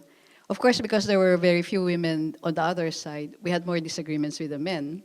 And the men were doing all the decision-making, actually. So, but it was because also of our effort that they brought in women, and not only ours, but also the women's groups who were campaigning, and the international community who was telling them, bring women into your delegation. And finally, they brought a woman whom we knew from our civil society work. She's a human rights lawyer. She drove her own car, everything, but now because she was navigating the fact that she was now working with the MILF as a consultant, as somebody they trusted, she actually kept a distance from us. So we thought that we were losing friendship because of these negotiations. But we respected her because she was helping the process. She was helping the men with a lot of they relied extremely on her. She wasn't the chair of the technical working group on the socioeconomic part, but she was the one doing the reporting because she was the one who really understood what was going on. It was Token Men who was the chair of their technical working group because they also had to make sure that they brought in people from their command structure who wouldn't want to feel that they were being left out of the process. But the real work was being done by her. But where do we see her? Where do we get to talk informally? In the toilet. I think the women's toilet is where you actually cross boundaries among the women who are in the room, right? So, of course, she will be very careful in saying anything, but we understood. She had to follow instructions it was a very, they had a central committee, they had strong decision-making process, and she had to abide by that. And sometimes we did argue on the issues being discussed. And remember, she's a lawyer, so sometimes she would act like a lawyer, and in fact, sometimes their chair, Mr. Iqbal, would say, this is not a courtroom, so you're not lawyer here, we're trying to negotiate, because sometimes their lawyers will be very, not trying to give an inch, right, on some of the negotiating issue, and sometimes she will be like that too. In the same way that they would think that I was a little hard on a lot of things, because I had my mandate coming from our government, and we needed to find a compromise, but there were things that we cannot compromise. So it was that kind of, I think at the end of the day, it's really trying to respect the other, understand where they're coming from, their own limitations, and us too, right? We have our limitations. We have government concerns that we wanted them to understand as much as we wanted to understand what was behind all of their positions. In any case, that woman is now the Minister for Social Welfare, but she's doing a good job, and we never doubted her integrity. We never doubted her integrity when it comes to financial matters and all of that, because we knew her. We knew her from the past. We knew that she was really committed to this as somebody who believed in justice, as somebody who believed in human rights, just like us. Thank you so much. Now I ask Rachel. Thank you so much, Maho. So you asked the critical question. We know women are organizing at the grassroots and civil society, and that's incredibly important, but it doesn't translate to these formal roles, and we need that translation to happen, and to happen faster. Very, very briefly, because I know we're short on time, just three lessons that came. The first is that having a shared common agenda is the first piece. We can't actually, if we can't agree, we can't get to the table. And in Sudan, they don't have that yet. So it's really a struggle to be able to maximize your collective voice when your collective voice is fragmented. So that hard work is, of course, step one, and that can be hard.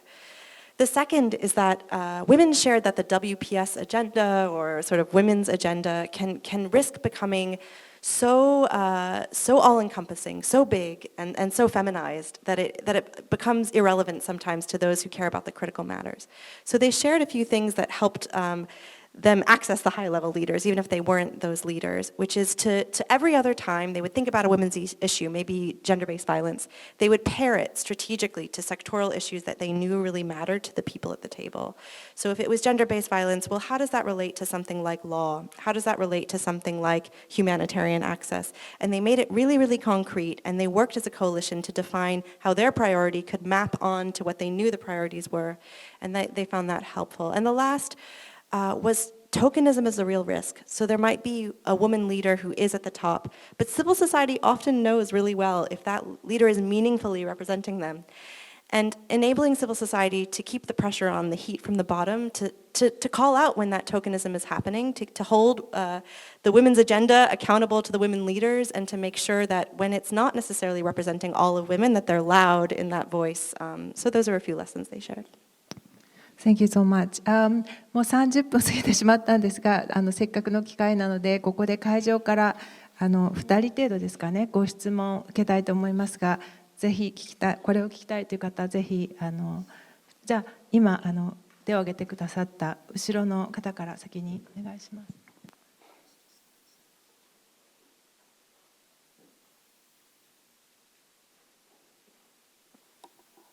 Thank you for the insightful and thought-provoking discussions. I am Remi Kodamaya, a postdoctoral researcher at Hitotsubashi University. I have learned a great deal about how the concept of the security has been broadened beyond the traditional militarized understanding. As a researcher focusing on the WPS agenda within the military, I would like to raise a question. One of the most significant contribution of the WPS agenda is precisely this redefinition of security. At the same time, efforts to institutionalize the WPS principles within the militarized organization may create certain conceptual conceptual tensions. In some cases, integrating WPS agenda into the militarized organization can be perceived as narrowing its transformative potential. How do you see the role and significance of WPS within the defense domain, particularly in light of these tensions? I would greatly appreciate your thoughts, and I would also welcome thoughts from any of the panelists. Thank you. ありがとうございます。失礼しました。お名前と所属先も教えていただけますか。日本語で言った方がいいですか。No, you can make. I am Remi Kodamaya, a postdoctoral researcher at Hitotsubashi University. Thank you so much. じゃあ次の方のご質問も。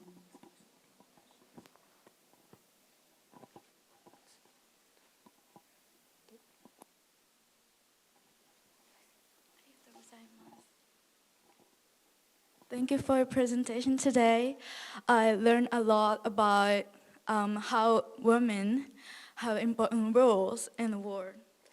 So, my name is Hisaka Goto, and I am learning politics, international relations, and a little economics in Japanese university.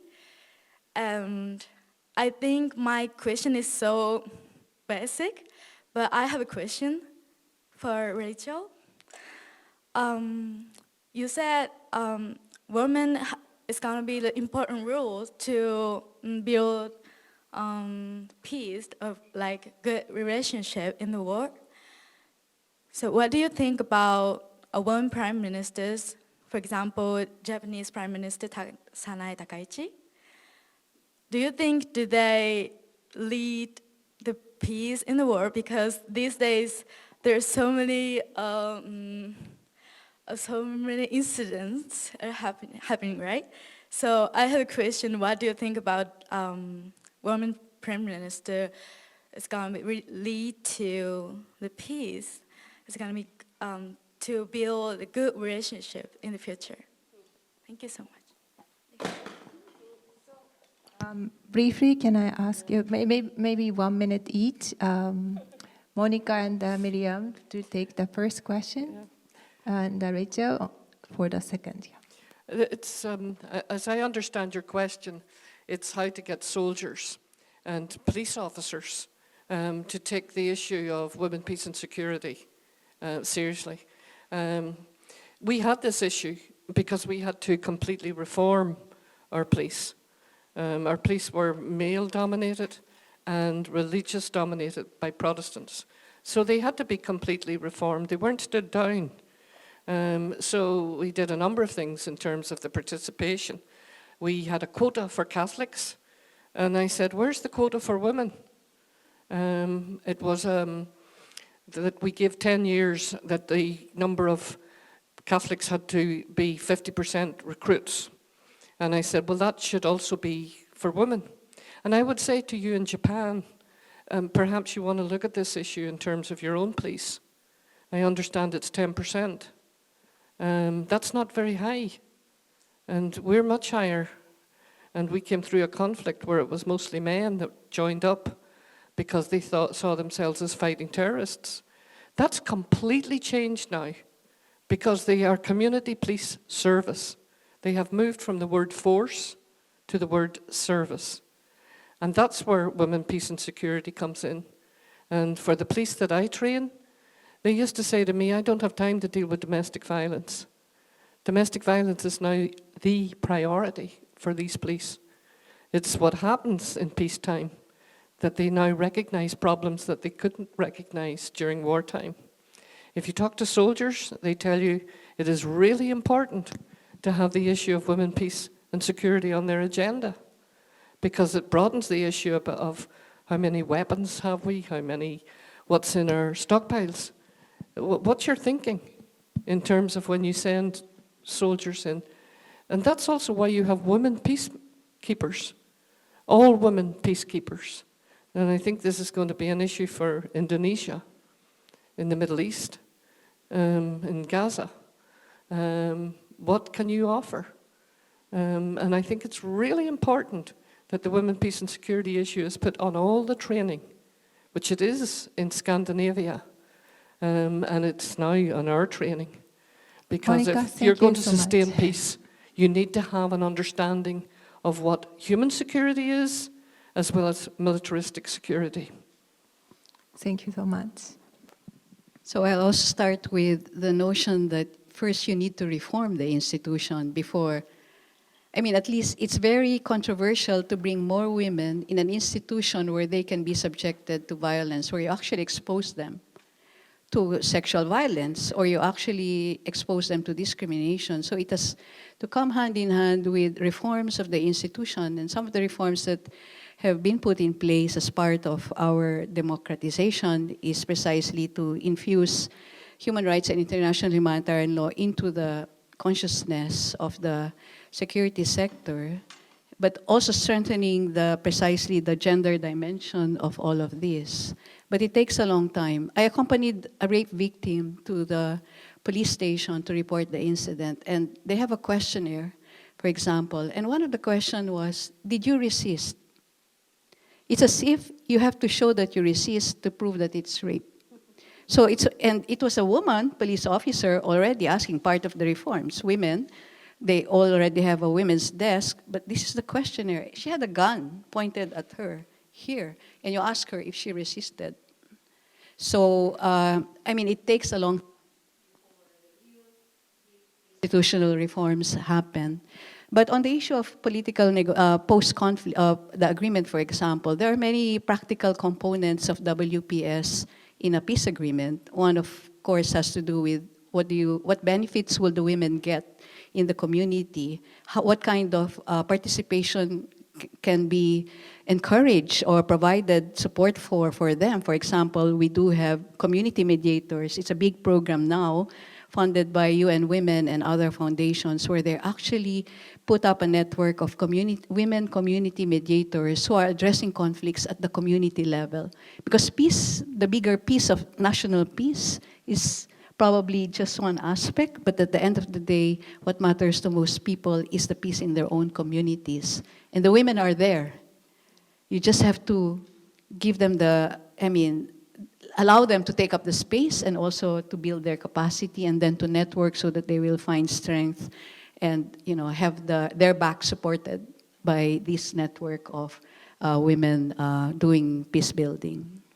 Thank you, Miriam. Thank you so much. I'm excited about your question and about what you're studying. That's wonderful. Japan has its first female prime minister. That's a big deal. I live in the United States. We have not yet had a female head of state. It's long been a struggle.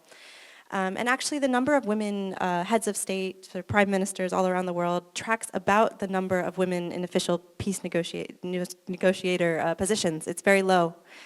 So there's much to do. But this doesn't solve peace around the world. Unfortunately, it's not that easy. It's a component. It can play a role. But we at the Georgetown Institute, we track women's representation all across the gamut of important roles for peace and security. This includes ambassadors. That's hovering around 25%, about 1 in 4. Ambassadors around the world are women. Also parliamentarians around the world, it's around 1 in 4 as well, around 25% are women. It's good, it's progress, it's about 2 times what it used to be 20 years ago, but it's still not what society looks like, it's not 50%. And in defense minister committees, it's less than 5%. So my answer would just be it has to be everywhere. It has to be infused across leadership positions that really matter for peace and security, and we have a long way to go. They're all important, but thank you for your question. Say on the Prime Minister's role, we had Margaret Thatcher. She didn't do much for women, and she was a woman. She pulled the ladder up behind her. So judge your Prime Minister in making sure that she brings others up the ladder with her. And that's how you'll know when you have a good Prime Minister. ありがとうございます。とてもクリティカルなコメント。首相だけではなく議員もよりたくさんの女性が必要ですし、軍の改革も必要ですし、女性兵士の待遇改善も必要ですし、たくさん WPS アジェンダでできることがあるなというふうに思いました。すいません、時間をだいぶ超過してしまいましたのでお話は尽きないんですが、この第一セッションはこれで終わりにしたいと思います。次はロイヤーさんとアンバサダーバービアにお願いいたします。よろしくお願いします。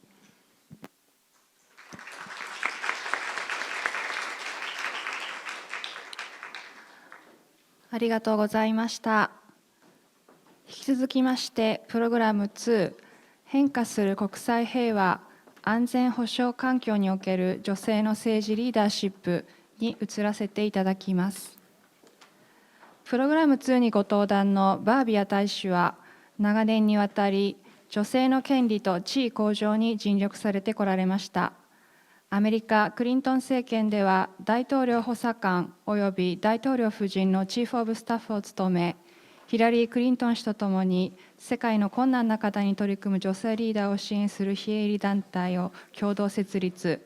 2009年にはオバマ大統領により初代米国女性問題担当大使に任命され、世界60カ国以上を訪問。女性の政治的・経済的エンパワーメントを推進されました。現在はジョージタウン大学女性平和安全保障研究所所長として次世代のリーダー育成に取り組んでいらっしゃいます。それではご登壇のメランバービア大使およびロイヤーハバン様は壇上へお進みください。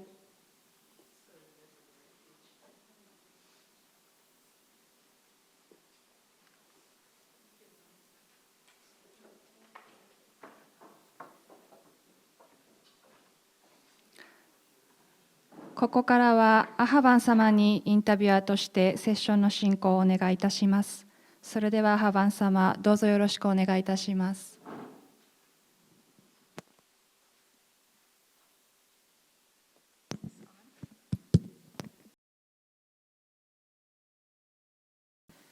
Hello, everyone. It is my great honor to be here and with all of you and all of the distinguished guests, and excuse me, especially to have this opportunity to have a conversation with Ambassador Verveer. And today we are basically going to raise questions that may not have, answers, especially in the very short time that we have.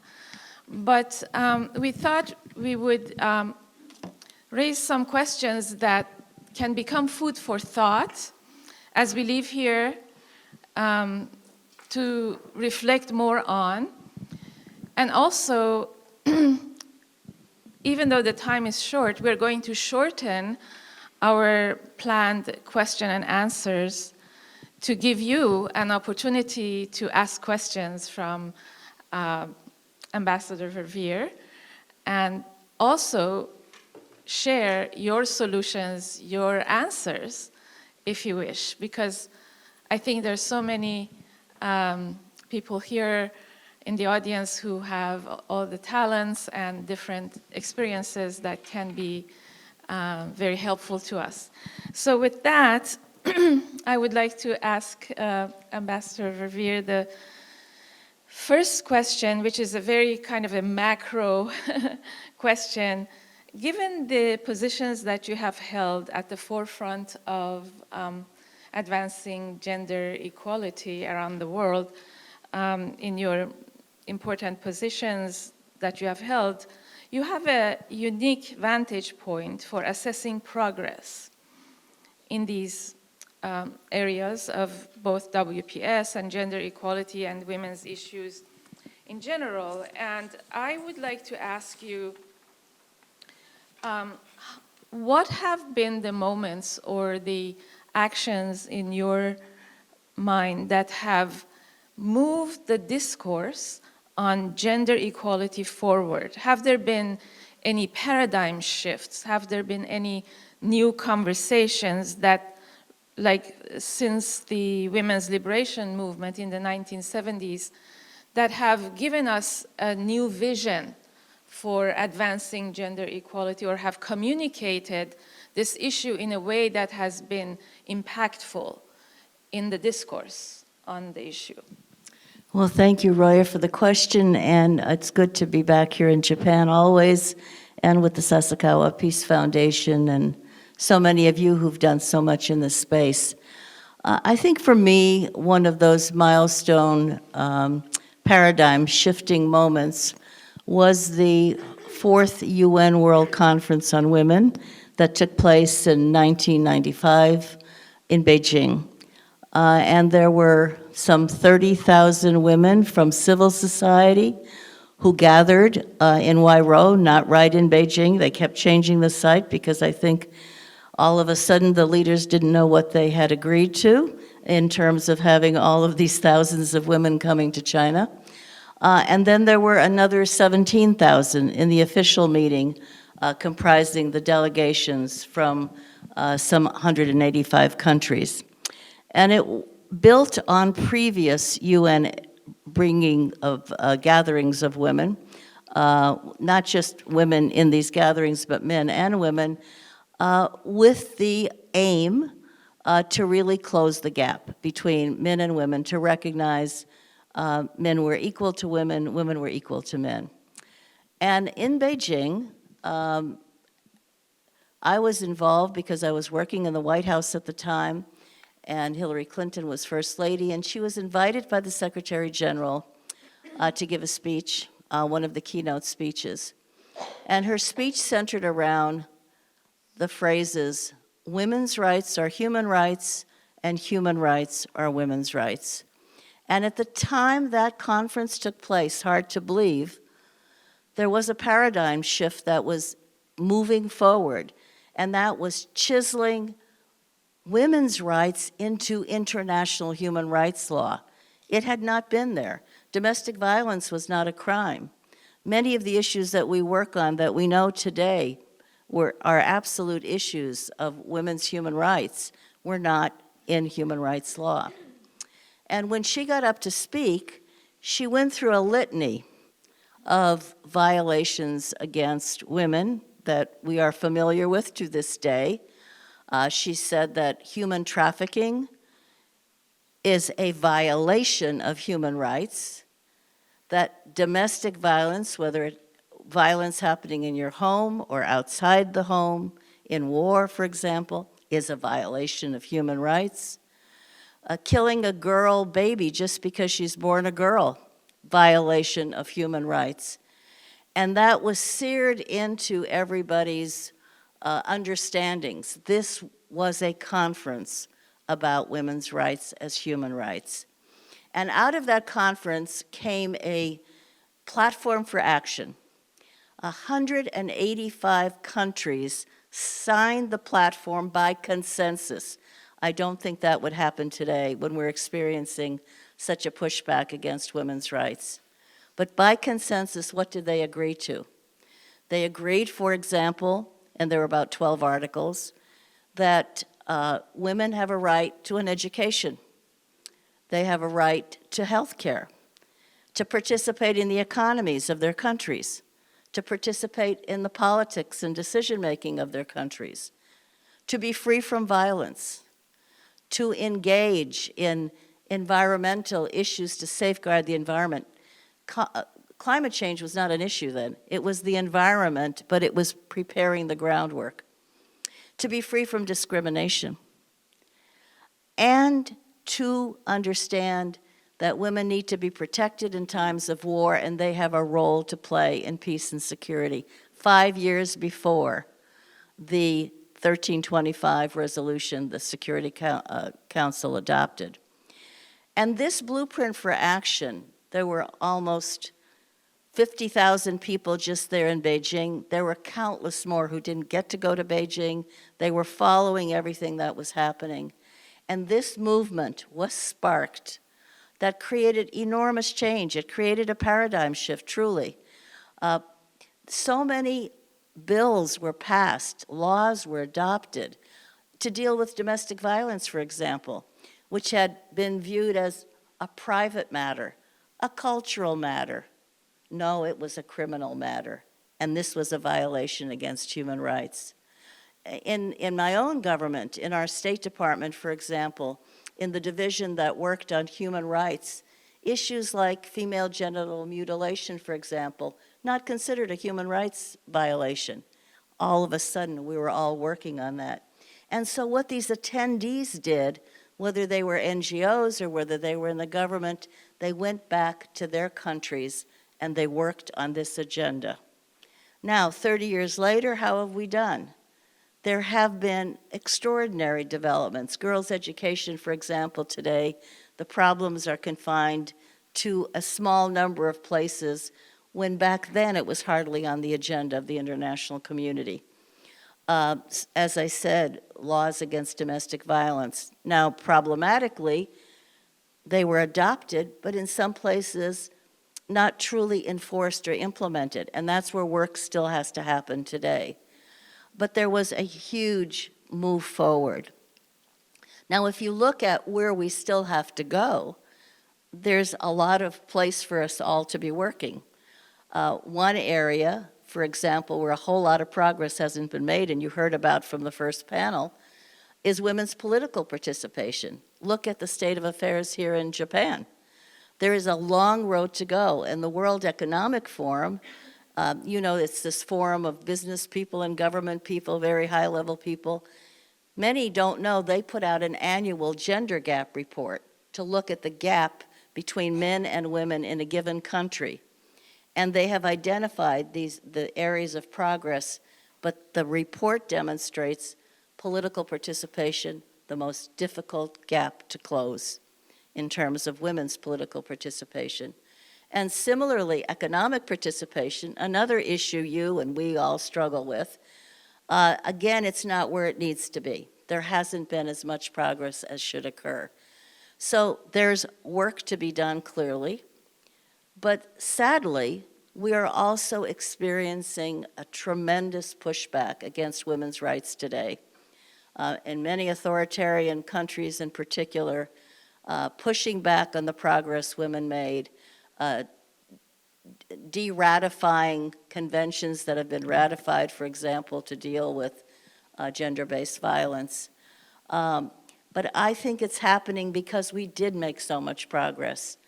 And there are many who didn't like what they were seeing because it somehow undermined their own desires for power and what they wanted to do. And so while we recognize that, we have a lot of work to do to push back on what's happening, but also to accelerate. It's not enough just to push back. We aren't where we need to be, and so we have to really accelerate where we are. But that was one of those extraordinary moments, I think, in women's history.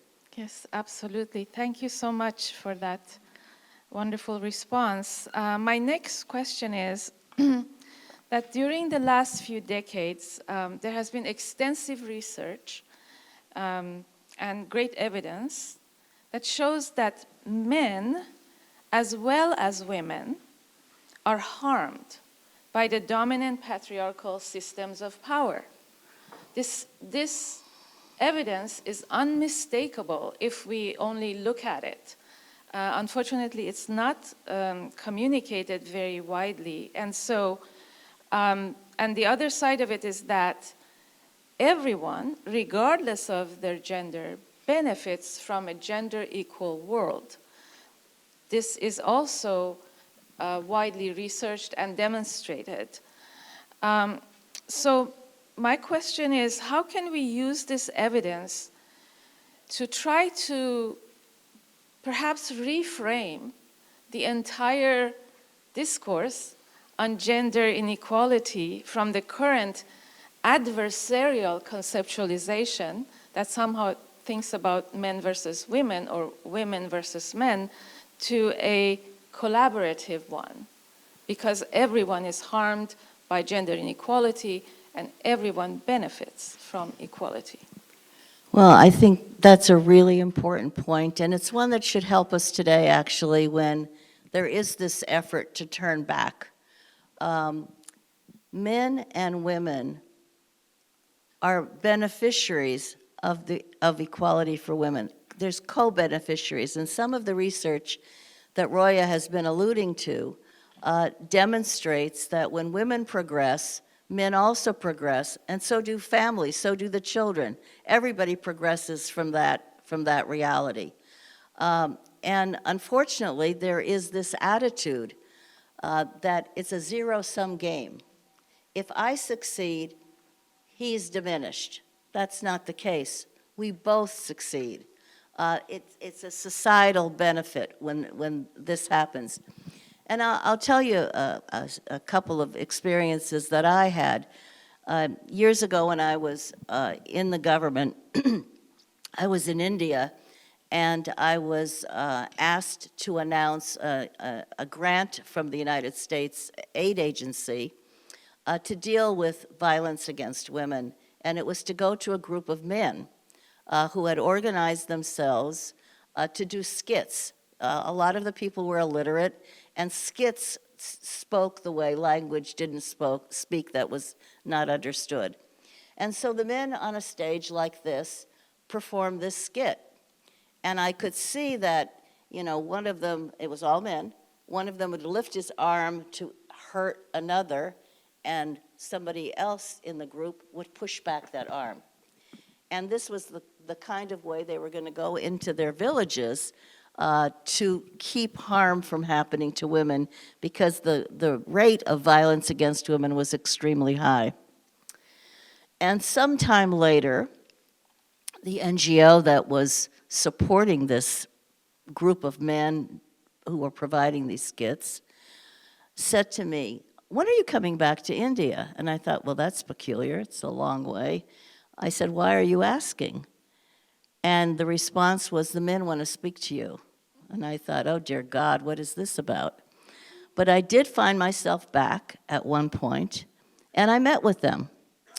And I said, "So, how's it going? Is the rate of violence in the village diminished?" "Oh, yes, yes, yes." I said, "Well, don't you want to tell me about it?" "Oh, we want to tell you something else." I said, "Well, what do you want to tell me?" And they said, "We want to tell you we have changed. We realized that to demonstrate the fact that we are men did not require us to harm women. And we feel liberated from that, call it a norm, from that attitude, from that process that affected us."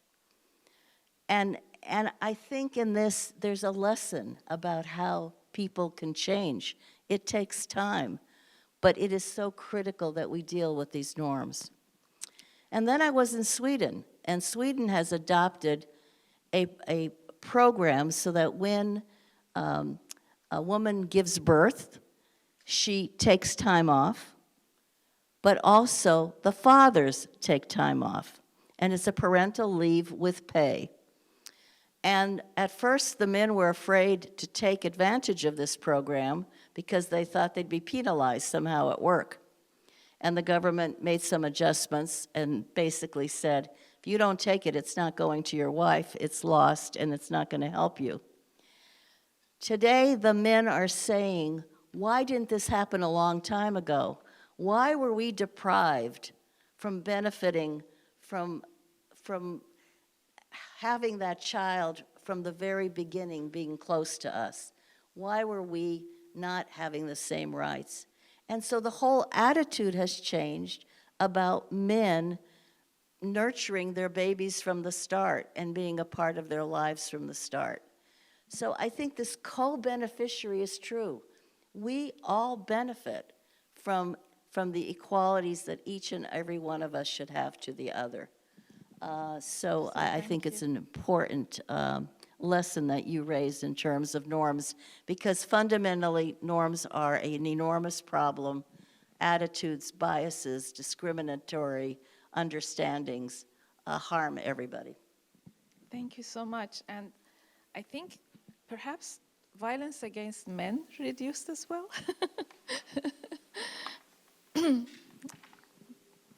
in the India. Oh, the violence against women was reduced, and men gave up that behavior. Right, against each other That as was well, the I'm moral of hoping. the story. Yeah, exactly. Wonderful, wonderful example. I think because we don't have much time and we would like to leave time for questions, I will ask just one last question. It's also, again, about research that we have, and also relates to the presentations that we already had from the wonderful women leaders here. Leadership research in the last 3 decades has clearly shown that ideal leadership characteristics are very much the ones that generally the female of the species are brought up with and tend to exhibit. For example, care, compassion, emotional intelligence, communal orientation, and the kind of soft approach to power. And we have seen this reflected to some extent in today's presentations, that these traits also seem to have characterized the traits of the leaders who have been able to resolve such seemingly intractable conflicts across the world. And my question is, would we be able to use these skills to really, again, bring men into the discussion, sort of reach across the aisle type of approach, and basically engage, create spaces within which men and women can engage in addressing the fact that they are truly co-beneficiaries in a gender equal world? Are there any attempts being made currently, and how can we do this better? You know, I think that the traits that you said that women are known to possess in terms of empathy and caring and collegiality and those kinds of traits are as important as some of the traits that men are described as having. And it's that the complement, you need both. The balance. You need that balance, and it's often out of balance. So, for example, the Harvard Business School is taking a lot of the traits that women are known to possess or described to have, and saying it's important in the corporate sector. It's important. So, for example, there's a real effort to put women on boards of corporations. And what they have found that when there's a critical mass, 3, that's a critical mass, but it's enough to balance the other traits that men mostly are described as possessing, and it is affecting the bottom line. So men in decision-making bodies are now really working to try to balance this out in terms of the diversity, because diversity results in more innovation, it results in more creativity, it results in being able to create consensus, to cross against divisions. And so again, it's a very positive reality that is not always understood. And, you know, I wrote a book with a partner several years ago now called, you know, Understanding your having purpose, tapping your power, and really making a difference. And so many of the stories I put in the book are about men in decision-making positions, mostly in business, not so much in government, but they've made decisions to really diversify their workforce, diversify their decision-making, et cetera. And many of the programs were to help women globally. So, for example, a company like Coca-Cola had a big program called 5 by 20, creating 5 million new women entrepreneurs by 2020 using their value chain. And what this did in terms of lifting up not just the realities for the women, but also for what was happening within those communities where both were, again, co-beneficiaries. So there's something here that we should all be thinking about addressing in more significant ways, instead of polarizing, instead of moving from each other, really coming together and understanding that whether it's at the peace table or it's in corporate decision-making or frankly in the family, that men and women both contribute in ways that can be tremendously impactful if we bring out the best in both and have a balance between the two. Thank you so much for your wonderful response. And with that, I would like to invite any questions or comments from the audience. We probably have about 5-6 minutes for that. Please, go ahead, in the back. Thank you, Ambassador Vilvier. Tomoko Matsuzawa from Ministry of Defense. Thank you very much for your insightful input and sharing your experience. I would like to ask about developing capacity of a woman to become a leader. So there are opportunities for women joining some kind of a training system, etc. But what is the best platform where we can develop a woman's capacity and also confidence to become a leader, and also who are the most desirable profile as a trainers to train the candidate of a woman to become a leader? Would that be male or would that be female, or should it be mixed a trainer team? Thank you. Well, I think depending what the characterization of the group of women is, can be very instructive. For example, you've done so much work in the security sector.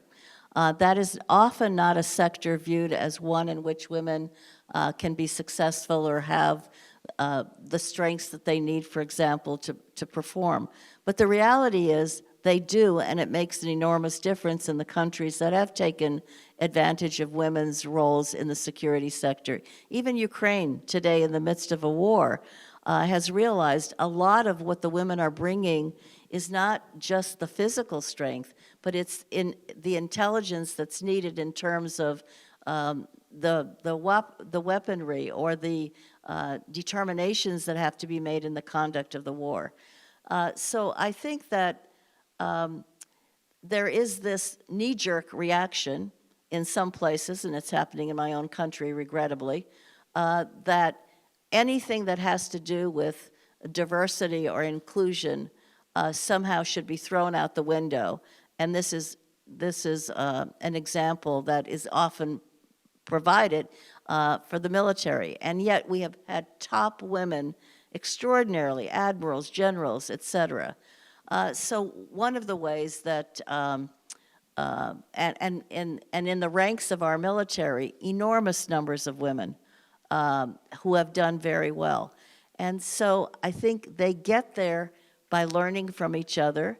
When I think of Miriam and Monica, for example, to have what they have been able to do working with women, what we learned in women's coalitions is that kind of training, almost like training the trainer, bringing lessons that from people who have had to undergo their own seeming lack of confidence or their own seeming lack of leadership.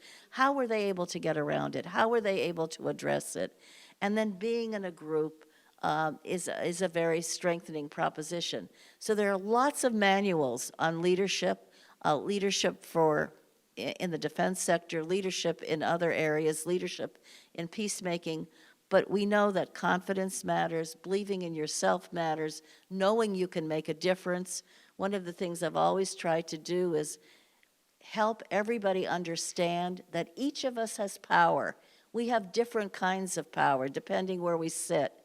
But when we can put purpose to that power, let's say making a difference in building the security capacity or disaster risk reduction, there's enormous good we can bring to the outcome, and that isn't self-empowering. So I don't think there's one way, but there are lots of examples of how to do this well, depending what the group is that you're trying to help. Thank you so much.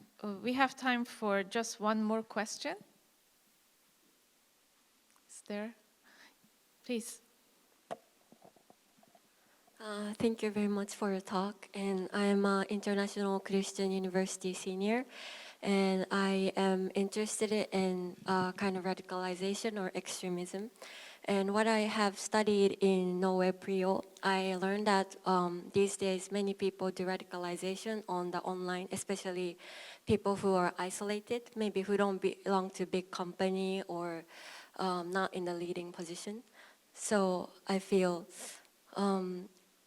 involve like fathers or family into this kind of more peaceful or more cooperative way, like maybe we can call feminine way. But for the isolated people, I think it's really difficult. And also in the developed country who is not involved in the conflict situation now, I think it's really difficult to gain the understanding of this concept of double PS from the really local people who are not involved in social science or and also I can say Japan people not so much have the kind of citizenship attitude to change their, for example, essential workers, people's working condition or something. So I really feel like when people are really living individually and isolated these days, especially in the developed world, I really wonder how we can spread this idea. And I can understand isolated people want to more focus on gaining their more position or more power. So I wonder what kind of message we can deliver through SNS in a more kind of pop or I can say mijika in Japanese language way. So yes, that's my question. So you make a very good point about people in more isolated regions or isolated settings where they don't have the benefit of coming together with others who can support them and enable them to do what they have the capacity to do if they have the right learnings that help them. And I think today, technology, we know that technology can be a plus and a minus. There is a lot of harm that's being transferred through the internet today, particularly harmful in many ways to women because of the way women are being portrayed, and there's an attempt to bring them down, to really get them out of politics. And AI is only going to exacerbate that. But there are a lot of pluses too. And I remember back when it was the simple phone that made the difference, that became the way you could teach people the most basic educational tools or healthcare do's and don'ts, or if you're a simple farmer, where's your market on a given day? You could walk miles and find out there is no market that day, but your phone could tell you. And so even you could do your banking on a phone today in many places. And so the simple phone became a tool for development.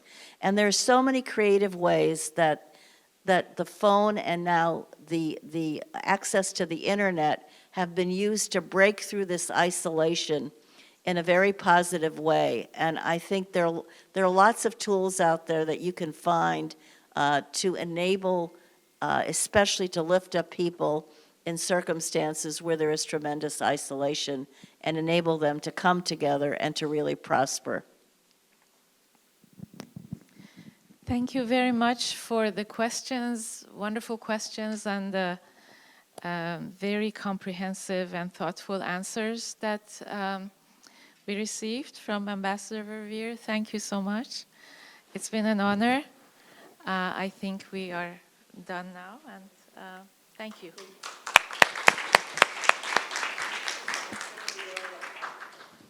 I think everybody's entitled to the reception now.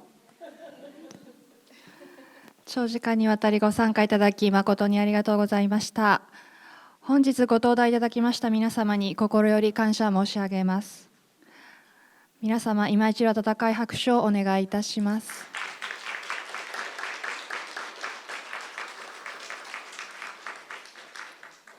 ありがとうございました。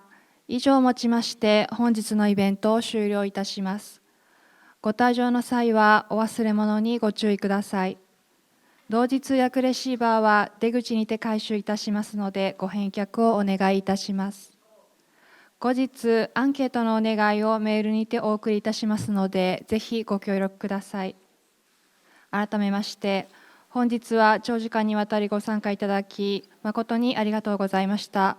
どうぞお気をつけてお帰りくださいませ。